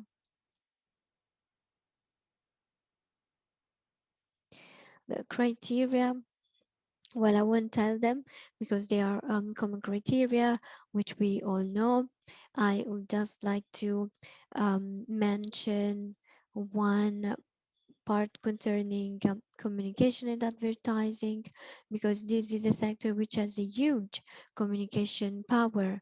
And so communicating that the movie makes this effort and follows this path as a stronger relevance than other sectors. And this is explained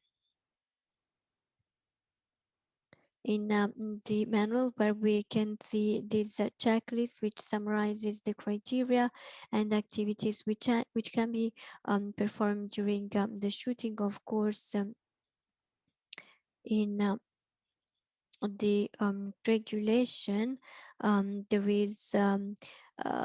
are suggestions on how to comply with the requirements, how these requirements can be assessed.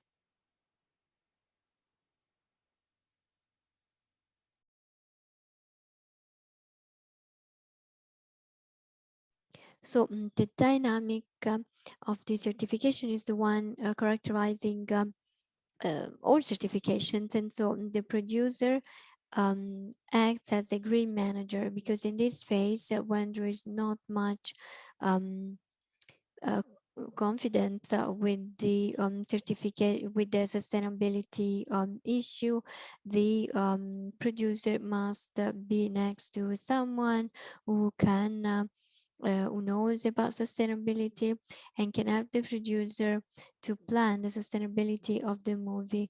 And of course, most of the job is done before, so it's there that the measures to be adopted are decided.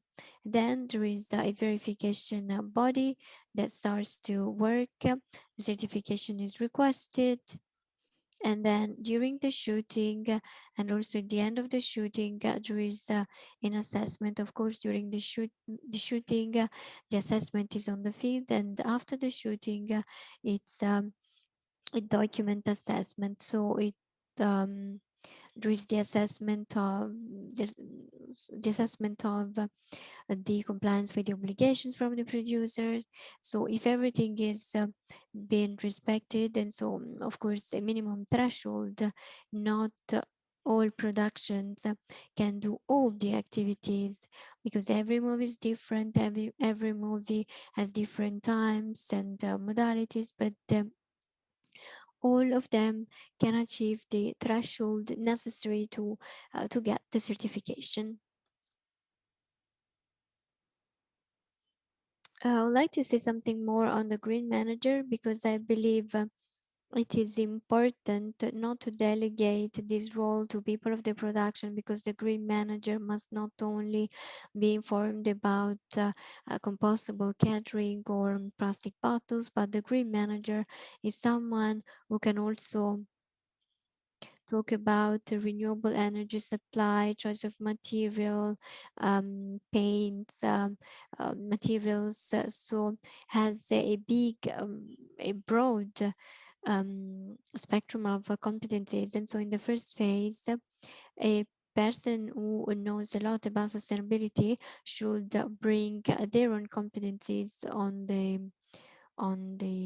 spot. A few words on the assessment bodies. So these bodies assess the compliance with the criteria. So there can be a public or private entity. So as for Trentino, the we have a specific entity. So when we started the export in other regions, there was the problem concerning who was supposed to do the assessment. Other regions are activating in order to become assessment certification entities, where there is no possibilities in a region. So if the mechanism is different, there is also the possibility of using private bodies. So we have two big organizations, two big companies that deal with the certification. So they deal with sustainability in many other sectors. They have offices all over Europe, and so with the same method, they assess whether the movie is shot in an Italian. They shoot all movies which can be shot in Italy or abroad, and of course, this is something which makes the life of the producers much easier. This possibility of export has led to a situation in which in 2019 the subgroup Green Regio of Cine Regio chose green film so under the encouragement of media, because media encouraged this by saying you have so many good initiatives, but it would be easier if you chose one specific to push, because in this way you can have a clearer way. And so in 2019, among the different instruments and initiatives, green film was chosen as a common instrument for the certification to sustainable audiovisual projects. And of course, this supported is spread in other regions. There are several regions which are using it. Also many Italian regions which are including green film. I'd like to mention 3 of them because they represent a different use. Because the good thing is to propose the producer an acknowledgeable instrument, and the second good thing for the institutions is that this instrument can be used in different ways, and so a producer can find in a movie in Norway, Belgium, or Spain, but based on the territory can understand how it is subsidized. So the method is the same. So I give you these examples. The Norwegian fund doesn't require this certification, so it proposes suggests you a greenfield to create a sustainability plan to their production. So in this phase, they do not ask the certification, but they request the producer to focus on sustainability in the right moment. So it's a kind of soft approach. One Image is a big fund in Belgium that you probably know. So it was tougher because starting from this year, it has introduced a greenfield certification as the compulsory requirement to get the contribution. So all the productions must obtain the certification, the green film certification. And of course, these are things which are assessed depending on the territory. So there are those who propose it and those who propose it by rewarding it. So there are different steps that can be achieved.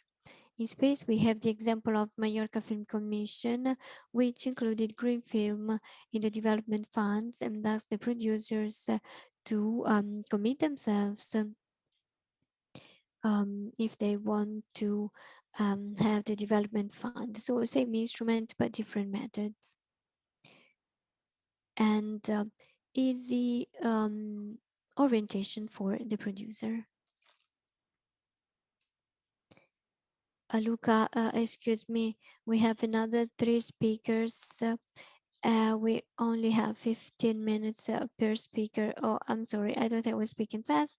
Okay, so we encourage the green approach and we provide a certificate for the movie, and so productions are certified. So greenfield film is the only operational instrument which is used in different European countries.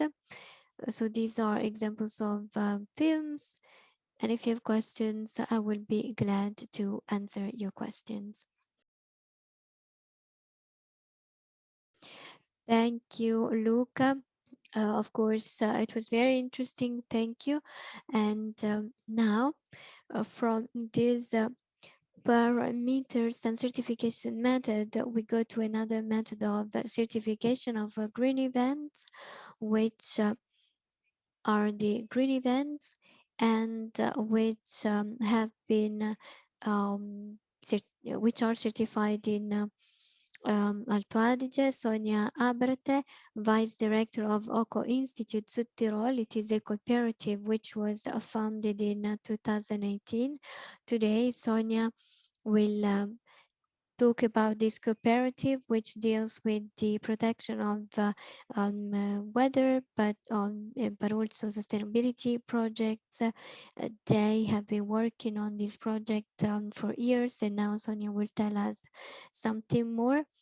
And they are also our partner for the green shooting certification. So Sonia, now you can tell us more. Yes, thank you. Thank you for the invitation. So, my institute was founded in 1989 by Hans Clown, who's very well known in Alto Adige, and only starting from 2019, we have become a cooperative. So we changed our um, type of company, but we have been active on the territory for a long time. I've been working in this institute for 15 years, so we dealt with these topics many times. So we're very happy because there are always new developments, and the macro themes are always the same: energy, mobility, waste. It's a very important topic, but also catering, the food we use, but they're always interpreted in a different key.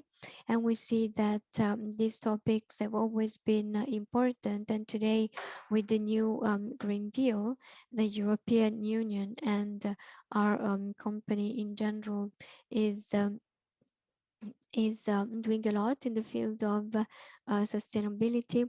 And so there is always a lot that we can do. So these are many steps which can help us in this objective. And also, previous speakers have said this: we need a lot of motivation, we need a lot of belief, conviction if you want to work in this sector. As for the green event, we are in the waste management office. We have been working a lot for the certification of environment friendly productions. So the approach compared to green shooting, well, it's similar to green shooting, but also different, because with events we can achieve on the in that specific moment many people that can live a cultural but also a sport event.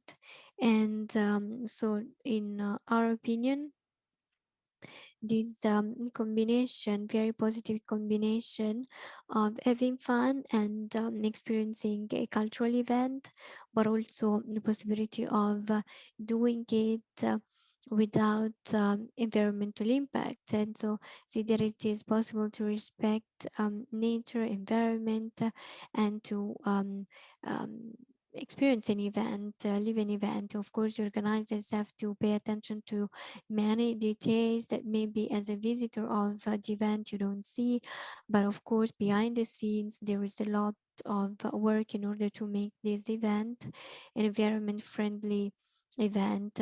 And I also have a friend who will talk about how they organized their event, because with the Transat, which is a cultural festival, we were very interested in mm, raising awareness, but without passing through the content, but through feelings, the positive feeling, because in our opinion, this is an approach which at the end of the day brings these topics um, further than a simple, a pure scientific event.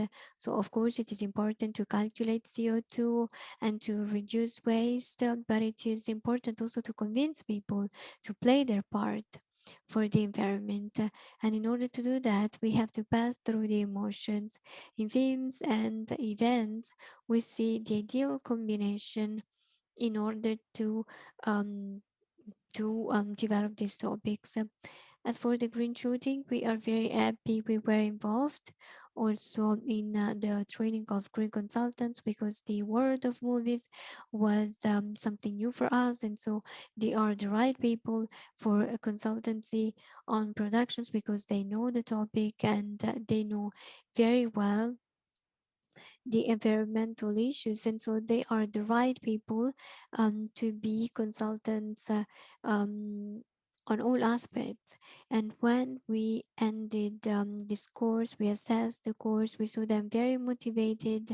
They presented they gave very interesting presentations. And so we saw that they made a lot of forward this objective. And so when the certification takes place, and we as an institute, we have to perform checks on site.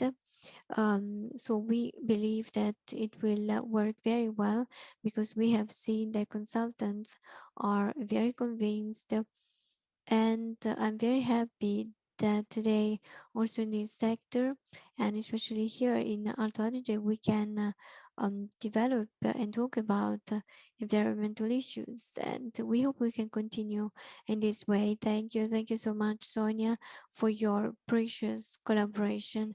And now from theory we go to practice, because we want to see which are the problems characterizing an event like Trans Art, which is an event of contemporary art and music.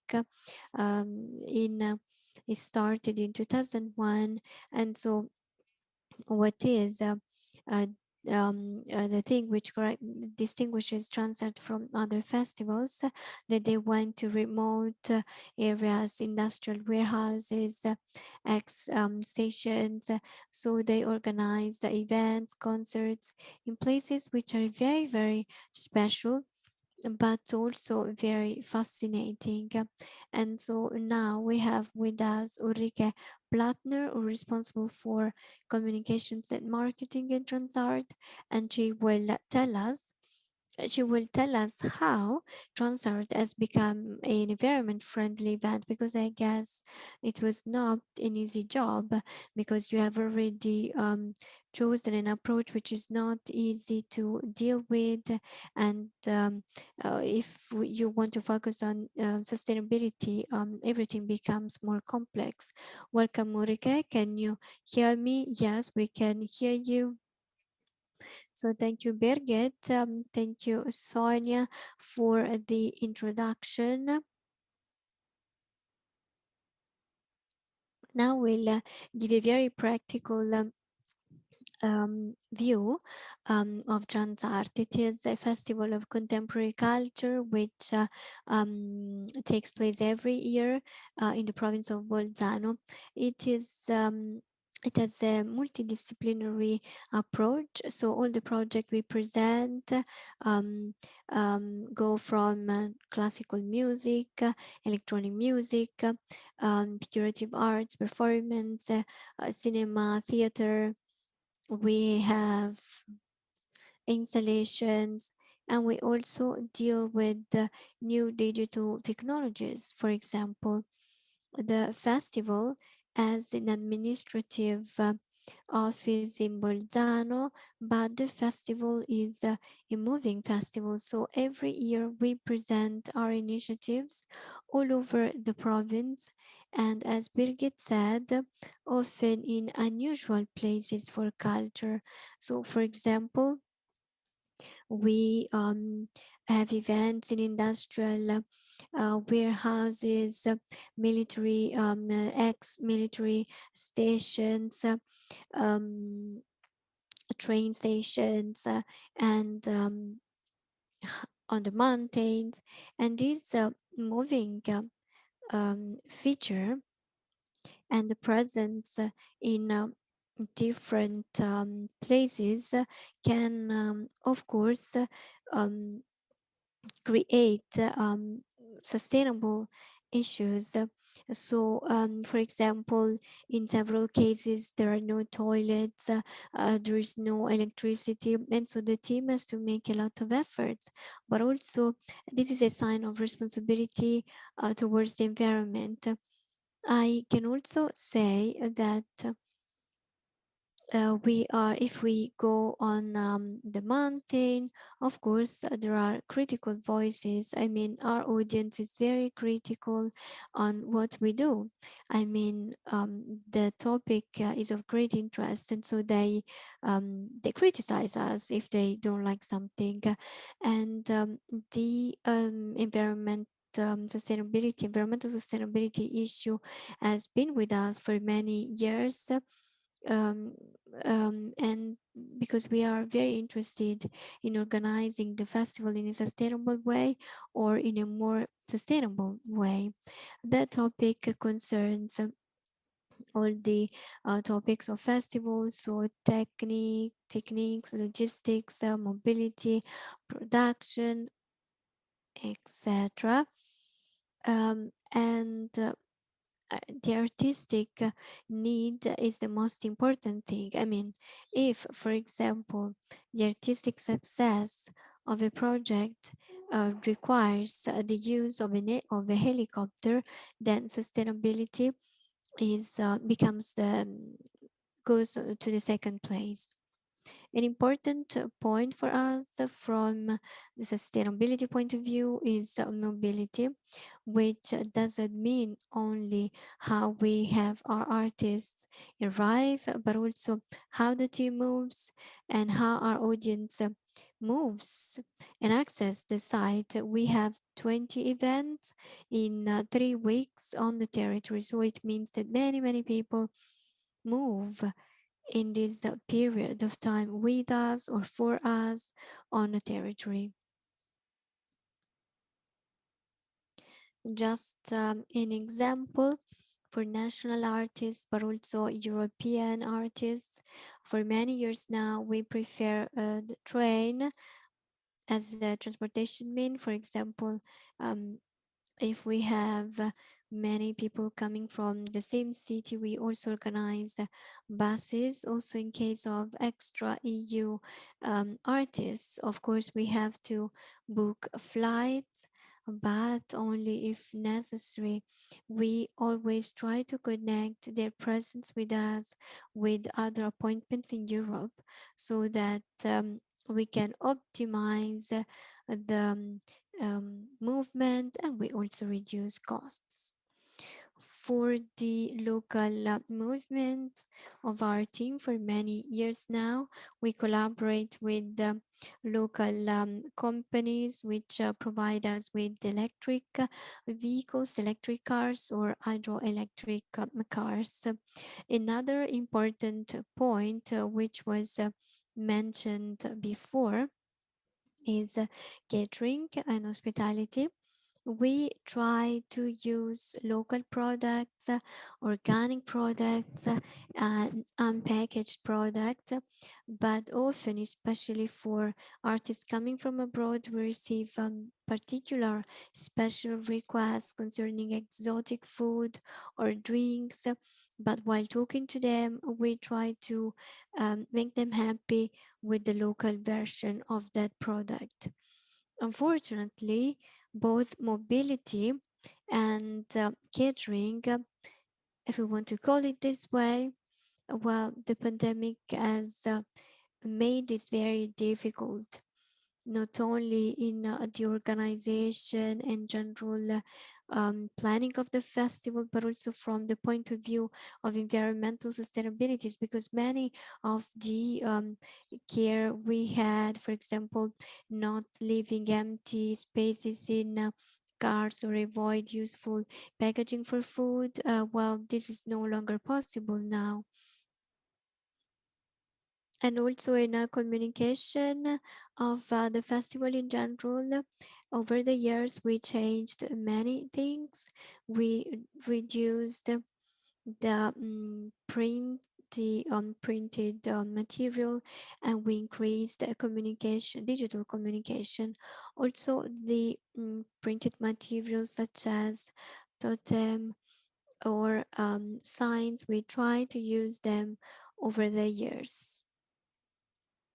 And also in a communication, we always try to collaborate with local companies in order to avoid the transportation. We work only with certified companies, with certified printing companies.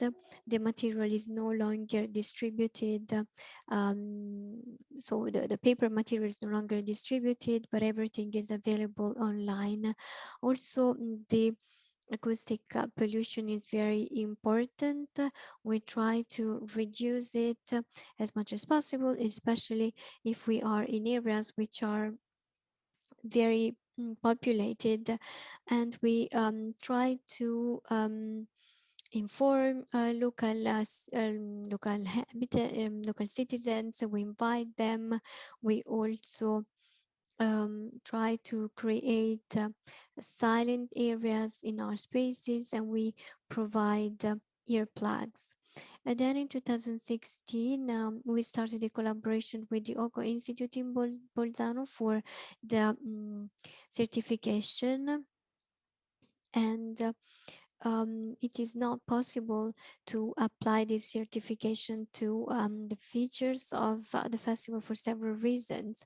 Every edition of the festival is very different from the previous one, and also the locations change year by year. And with this, also the measures which these places require. However, we managed to create within our festival for some years now a event which is completely sustainable, which is our clubbing. The clubbing is the biggest event from the point of view of the audience, and it attracts especially young people, not only local people but also from other northern regions and so Tyrol. And we found a very great interest in sustainability among them, and so this event allows us to communicate with almost 1,500 people. Perfect, thank you, Ulrike. I'm sorry, but we have another two speakers and we ran out. Do you want to say something else? No, I'm almost done. Okay, so I said clubbing is a great event where you can involve many people, and your approach is important and is the right way. Thank you, Ulrike. I am very, very happy to welcome Giulio Andellucci, Director of the Waste Management Office of the Provincial Office for the Environment and the Protection of Climate. And he certifies green events and also the eco-sustainable shootings. So we are very, very happy to also have him here because he is a representative of a certifying body for events and shootings.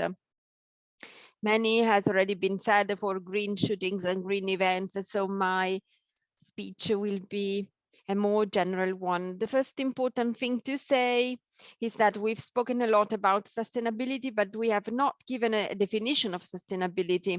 It's almost old definition from Karlovitz when he said that the management of woods, of forests, had to be sustainable so that you could only cut as many trees as you could plant again. So the principle was that the resources available today for this generation should be available also for the next generations. As Martin said, we have to leave this word to the next generation. This is what sustainability should do.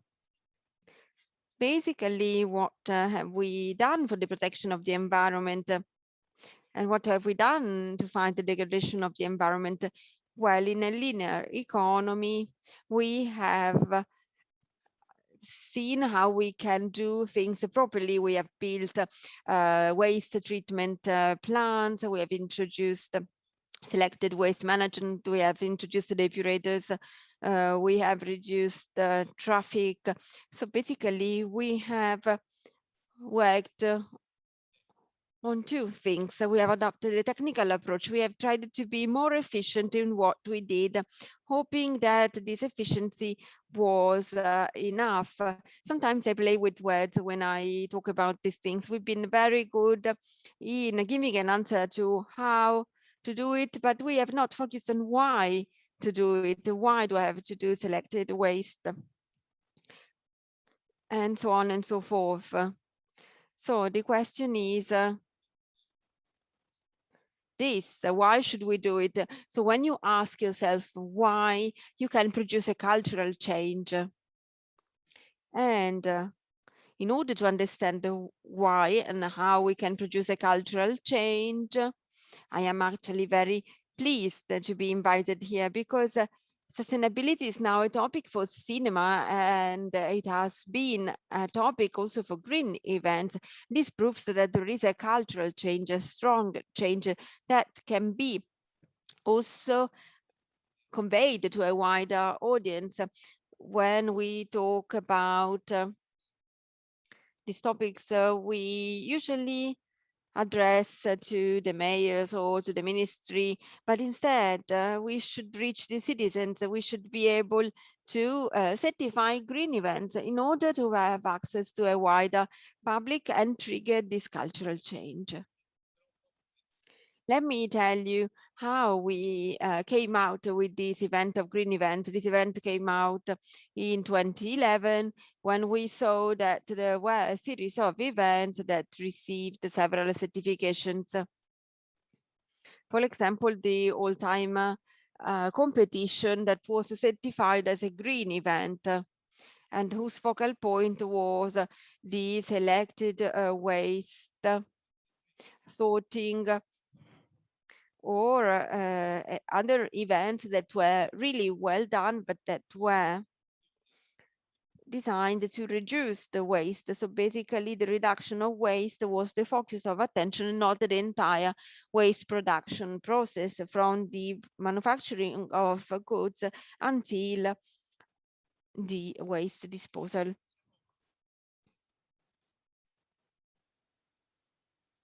And in our research activity, we have also focused on the football championships of 2008 between several countries. Thanks to our good relationships with the municipality of Bolzano, we saw that there was a specific research that had been done on these football championships, but this plan was more focused on the reduction of waste. And in any case, also the life cycle of drinks was considered. Starting from that, we discovered that there was a publication by the Bundesministerium in Germany. There was entitled Green Championships. And basically the topic of sustainability was introduced, in particular regarding big events.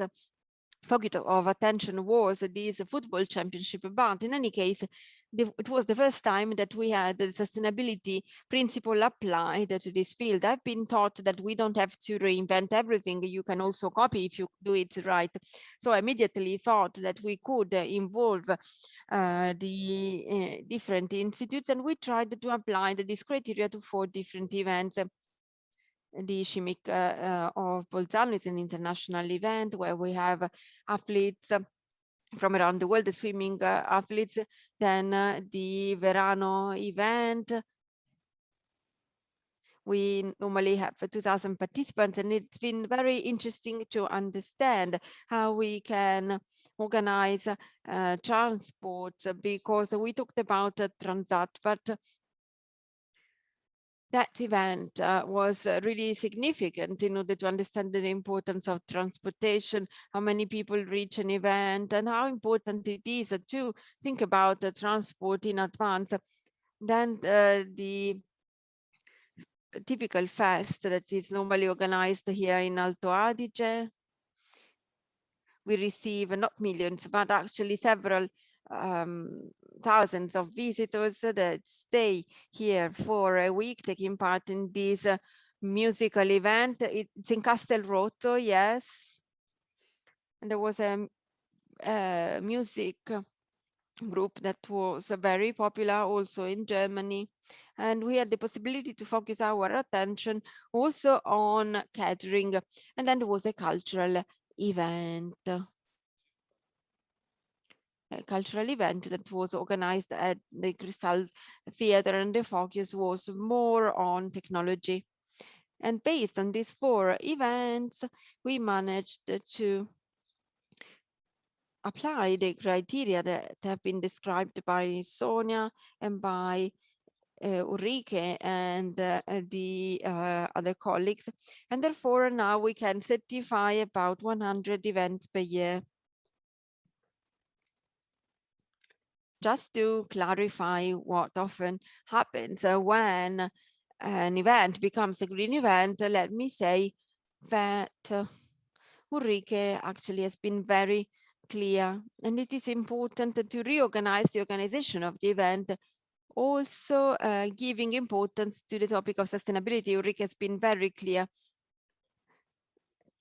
We need, when we organize a show, for example, we also have to consider the impact of the use of something. For example, if you need to use a helicopter in a scene, then you need to use a helicopter for the effect, for the impact it has.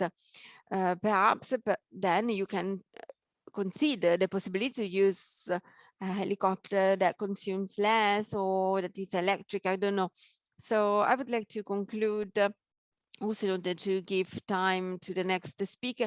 I would like to say that as regards green events have been a great success, especially when our Christmas markets have been certified as green events, because I am very happy that IDM has joined this approach, and it has been possible to work together.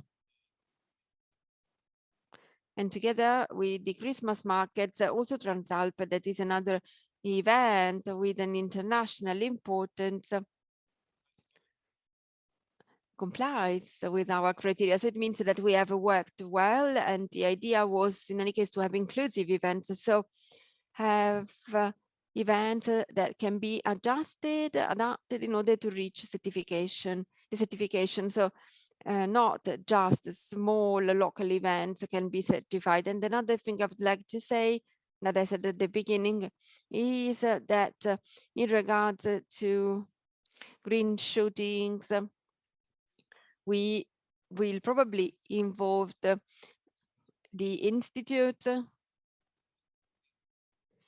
but also the Agency for the Environment with its competence can give a great contribution. Let me conclude for the third time. I apologize if I'm repeating that, by reminding you that in the green event certificate, there is also the Helios certificate. The logo was designed by Helios.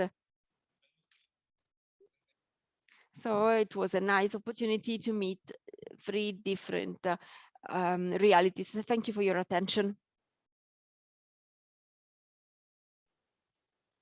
Thank you for your intervention, Julian Delucci.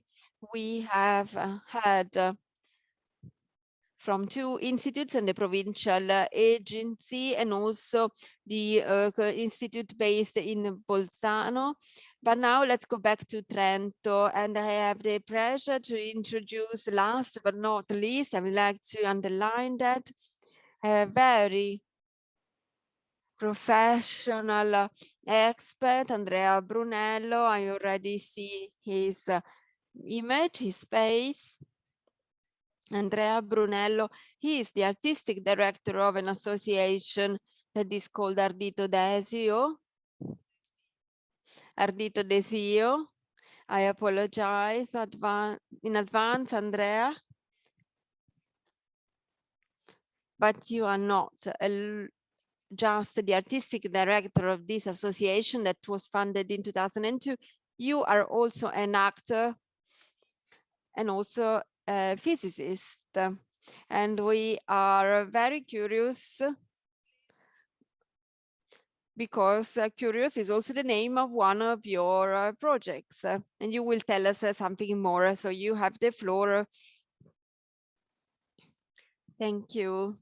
Thank you for inviting me. I will try and be as quick as possible because we are late. So if I can, I would like to share my screen.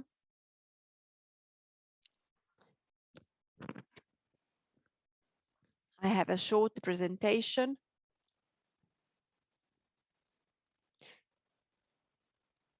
I have several roles.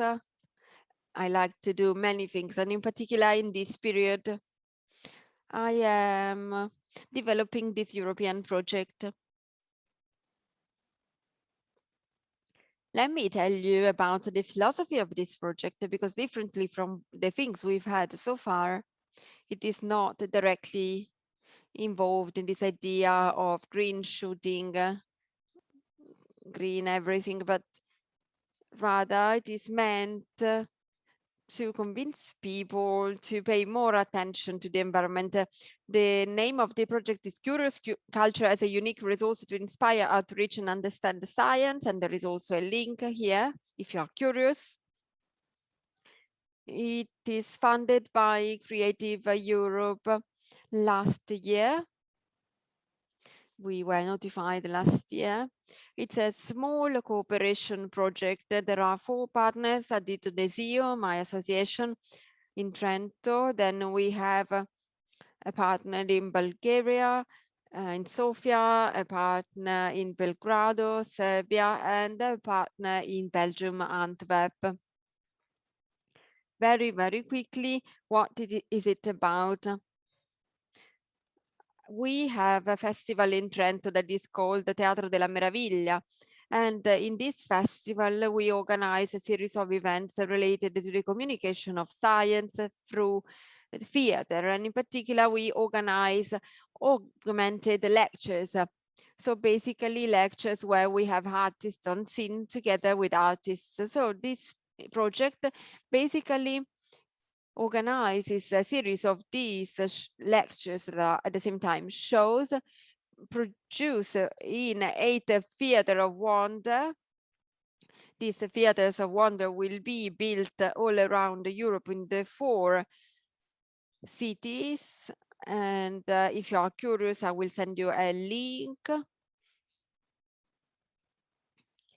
And the project allows the sharing of best practices in communicating science. And in particular, I would like to stress the fact that scientific literacy is an important topic, and it's related to the topics we've discussed here today, because only a society that has a scientific literacy can really embrace and understand the efforts that we need to make in order to protect the environment, and therefore all the activities that have been explained before. The project was very much appreciated by the Commission, so we had a great score. And I'm saying that not because I want to congratulate myself, but because I wanted to explain the reasons why, in my opinion, it was approved. And now let me show you the main elements. I want to be quick, but then of course, during the Q&A session, I will be more than happy to tell you something more if you have any questions. The first topic is the science theater as a new frontier of the civil theater. We are used to a civil theater that deals with the contemporary topics, but the science theater, scientific theater, basically tells scientific innovation and relates this to our everyday experience. And it's also a theater that tells us about the climate crisis. So this scientific theater really embraces the protection of the environment. Then scientific literacy as a tool to develop the so-called critical thinking. Many times we witness greenwashing, the so-called greenwashing phenomenon. So attitudes that are called sustainable or green, but they are not in reality. So we always have to pay attention to what we are told, and having an audience that is capable of critical thinking is absolutely important, because it means that perhaps we are able to recognize things that are not true, or in any case, it means that we can recognize what is sustainable or not. That is why our project is absolutely important, of course, within given limits, but it can give rise to a new awareness. Moreover, sometimes science has spoken through scientists. It always does so. And quite often they can't have a real emotional impact when they speak. So crossing art and science to raise awareness on complex topics is important in Italy, but also at the European level.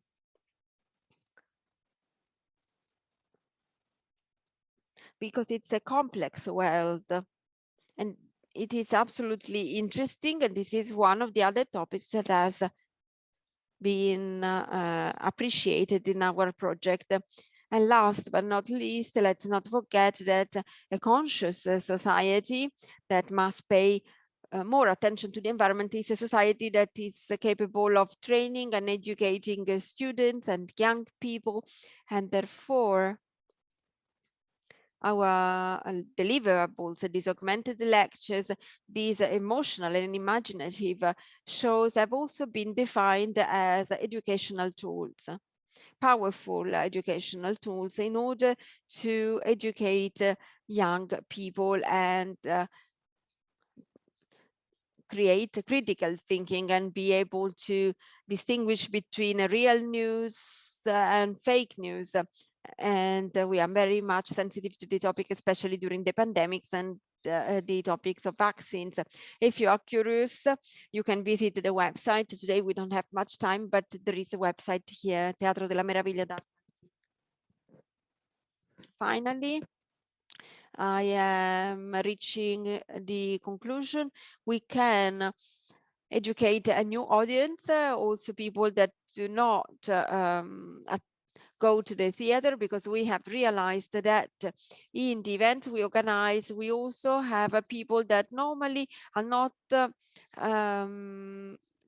normally do not go to a theater. They would not go to a theater to listen to stories, but instead, for reasons that we are trying to explore and that are especially linked to the beauty of science, to the wonder of science, they do come to our events. Final thing,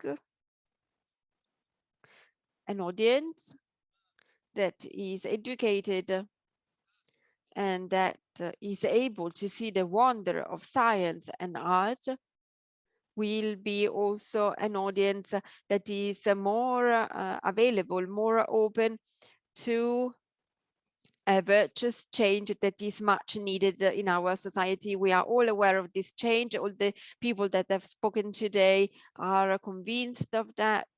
And an innovative thinking has been presented today, and having an educated audience regarding these topics means having a public that is more receptive. I have concluded. I have been very, very quick, but I hope I've been able to tell you something about what we do. You've been great, Andrea. Thank you very much. It's really interesting. I'm very, very curious. I like very much this critical thinking, and I think that this is one of the problems we have in our society. We lack a little bit this critical thinking, so it was great. Now let me give the floor to Silvia Sandrone.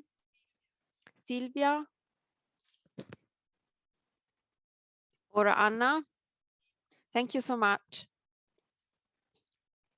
Anna or Alessandra Lucchese are available to read the questions that we have received so far.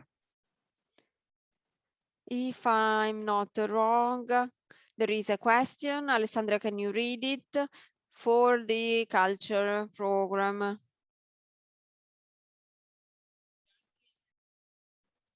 Yes, Irene would like to answer this question.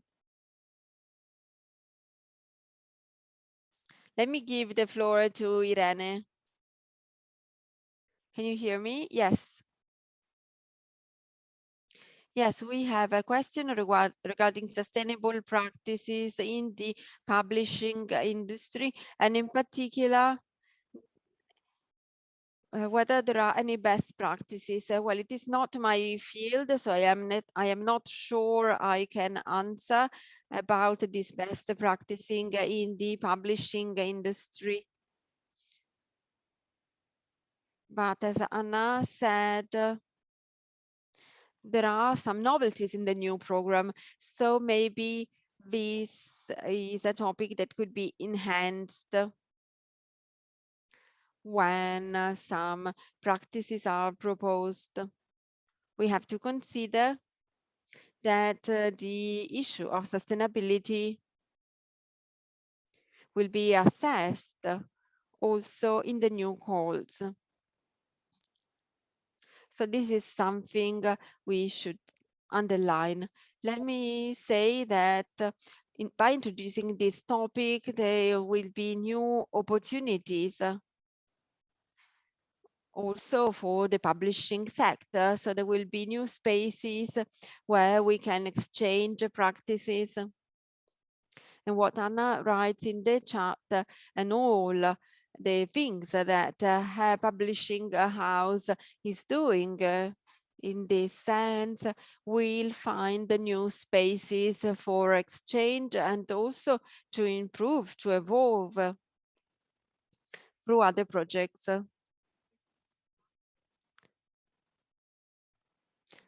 So indeed, there is a new debate kicking off on these topics. Thank you, Anna, for the question. Thank you, Anna Basile, for your question. Hyperborea is quite successful in the Creative Europe program. And everything you wrote is absolutely interesting and is already it already shows that you are quite advanced. So I think that this experience will be quite interesting in the new calls.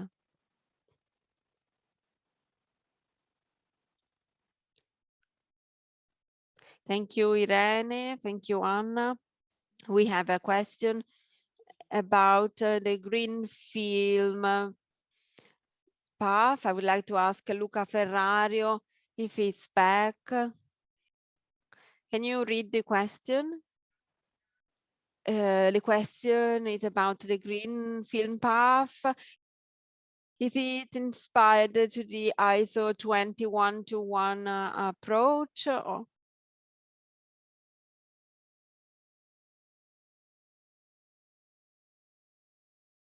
Well, it's close, meaning that the practices are similar, but ISO 21201 certifies the individual event and not the organizer. And green film certifies the product, the movie, and not the producer. So these certifications are not given to companies, but rather to individual products.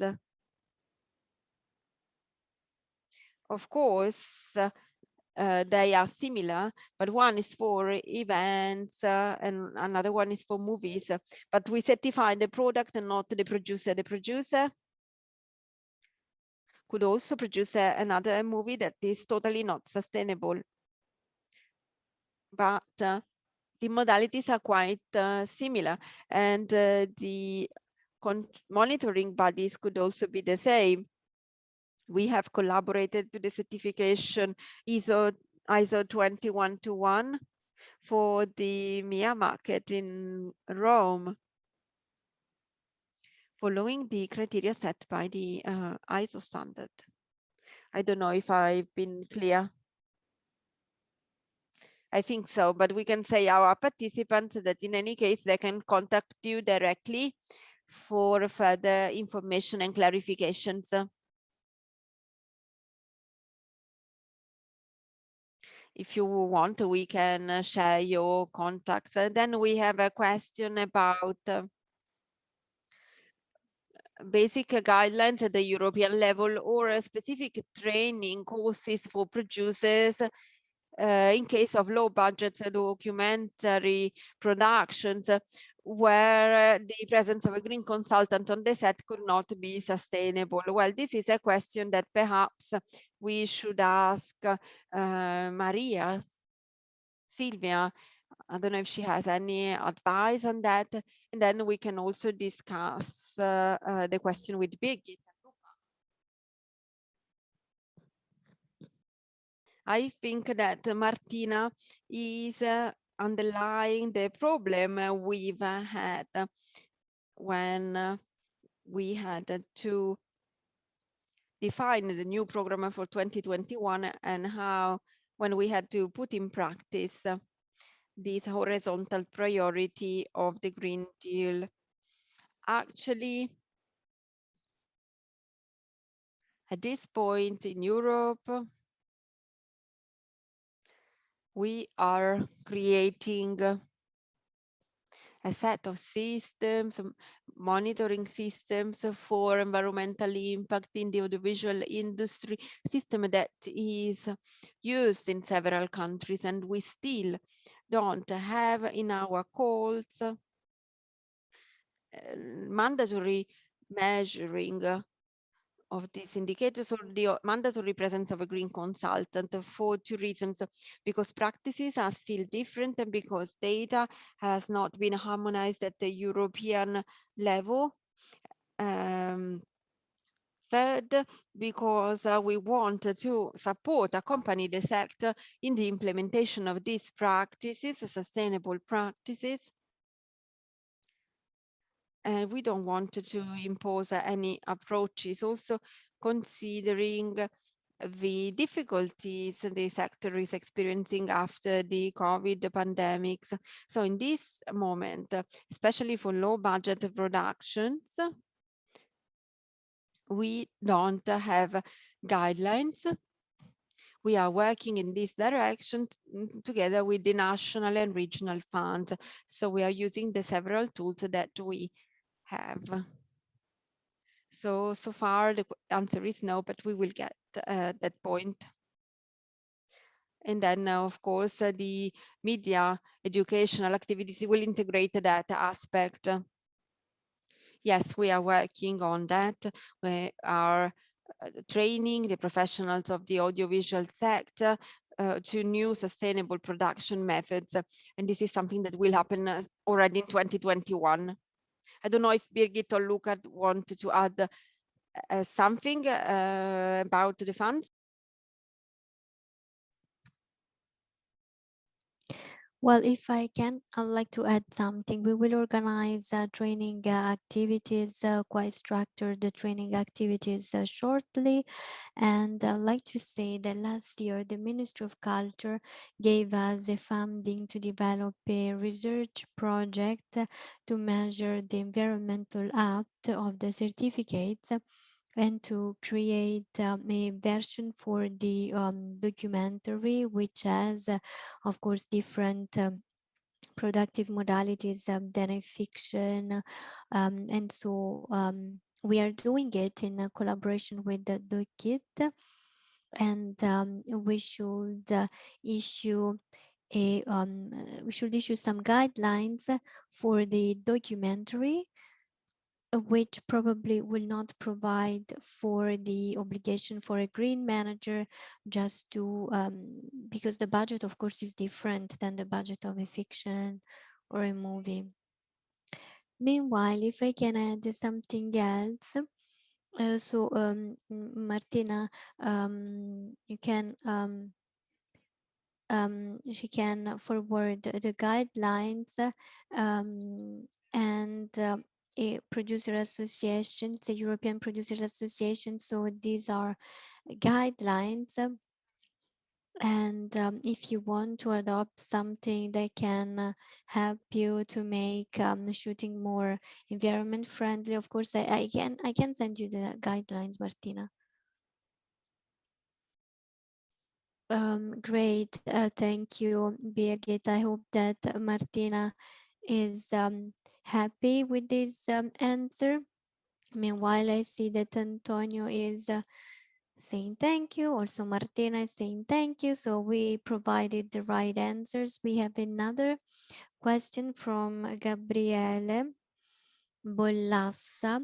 Animation movies that I consider a great medium to spread science and green issues. I'm convinced that it is not much exploited, and the potentials could be huge. Are there specific projects in this regard? How a professional in my field they could propose partnership interventions with all the associations and entities that were present here today. So we're talking about collaboration among different sectors, which is in at the heart of the new programming. And so I ask our guests if they have suggestions for Gabriele.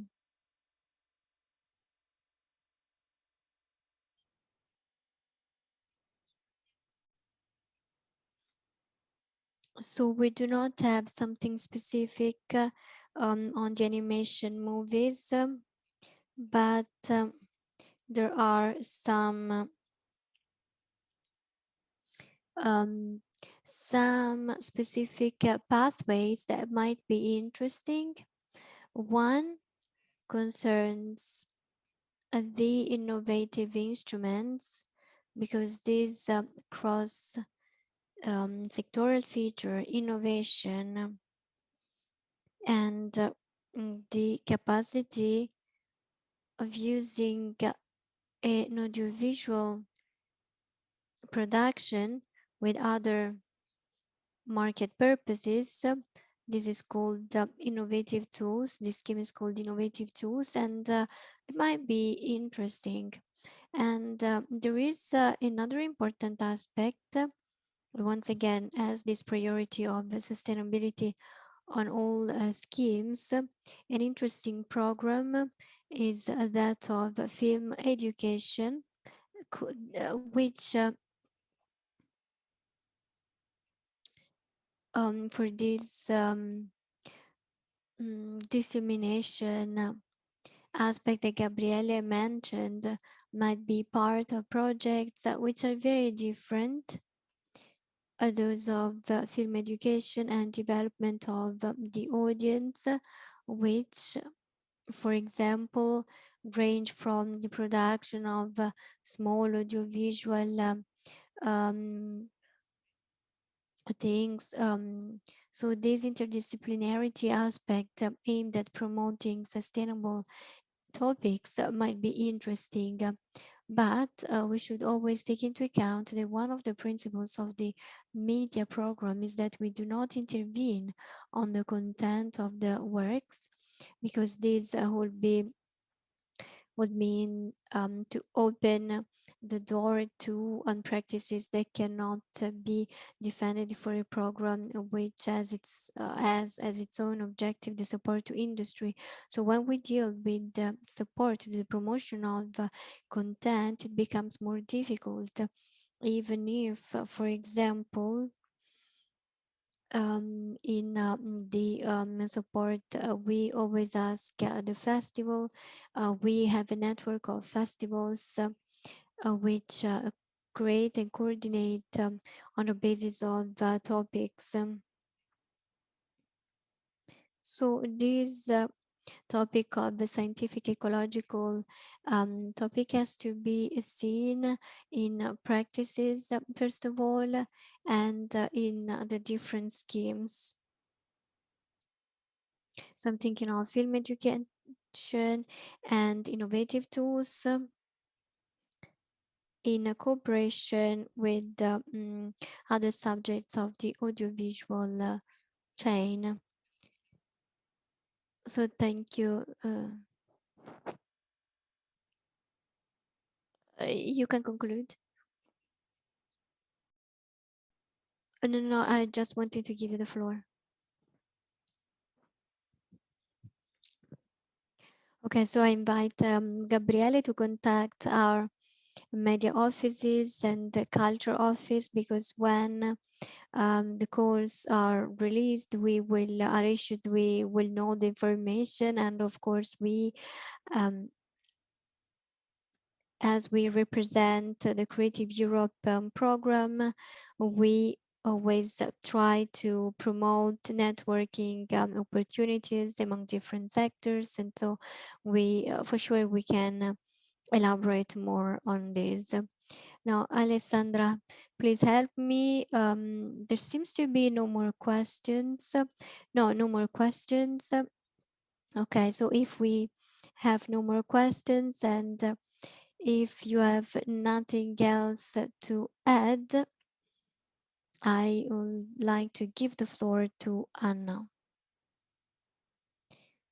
Well, first of all, I'd like to thank everybody for this beautiful morning that was rich of insights, for thought, exchange. It has been very important. I'd like to thank Mr. Lampis and so the province of Bolzano for accepting our proposal to organize this meeting. And I'd like to thank all the speakers, Vera Leonardelli, Maria Silva Gari, Daniel Favero, Perini, Martorattini, Ferrario, Brate Brunello. I'd like to thank all the people that contributed to the organization of this meeting. First of all, Silvia Sandrone, Francesca Messina, and Sara Bellinazzi from the Media Office Turin and Desk, Alessandra Lucchese from the Culture Office of the Desk, Crowd VDM. And I recall that they performed a very important job, and it's thanks to them that we managed to organize this webinar with so many people. Because I have to say that the conference lasted long, but we also had a good interaction and questions, and this is not something given for granted. So once again, thank you. This is the first step. This is our first meeting, and for sure we will kept working on it during the year. So just like Enrico said, we are both the hosts from the point of the desk. So thank you everybody, and see you next time. Thank you. Goodbye.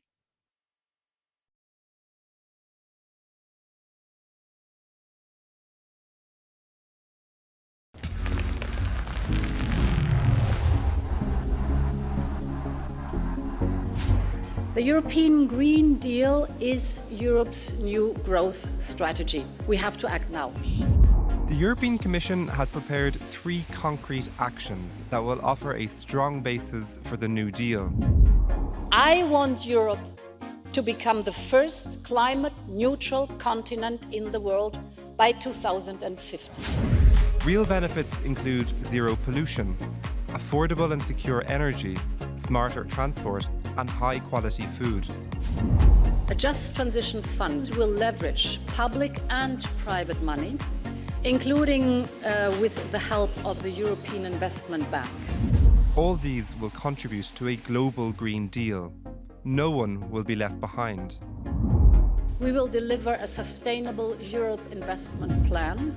Our €1 trillion of investment would give investors confidence to make long-term decisions on environmentally responsible projects. This will mean new jobs, a cleaner environment, and a better quality of life for people. We Europeans are ready.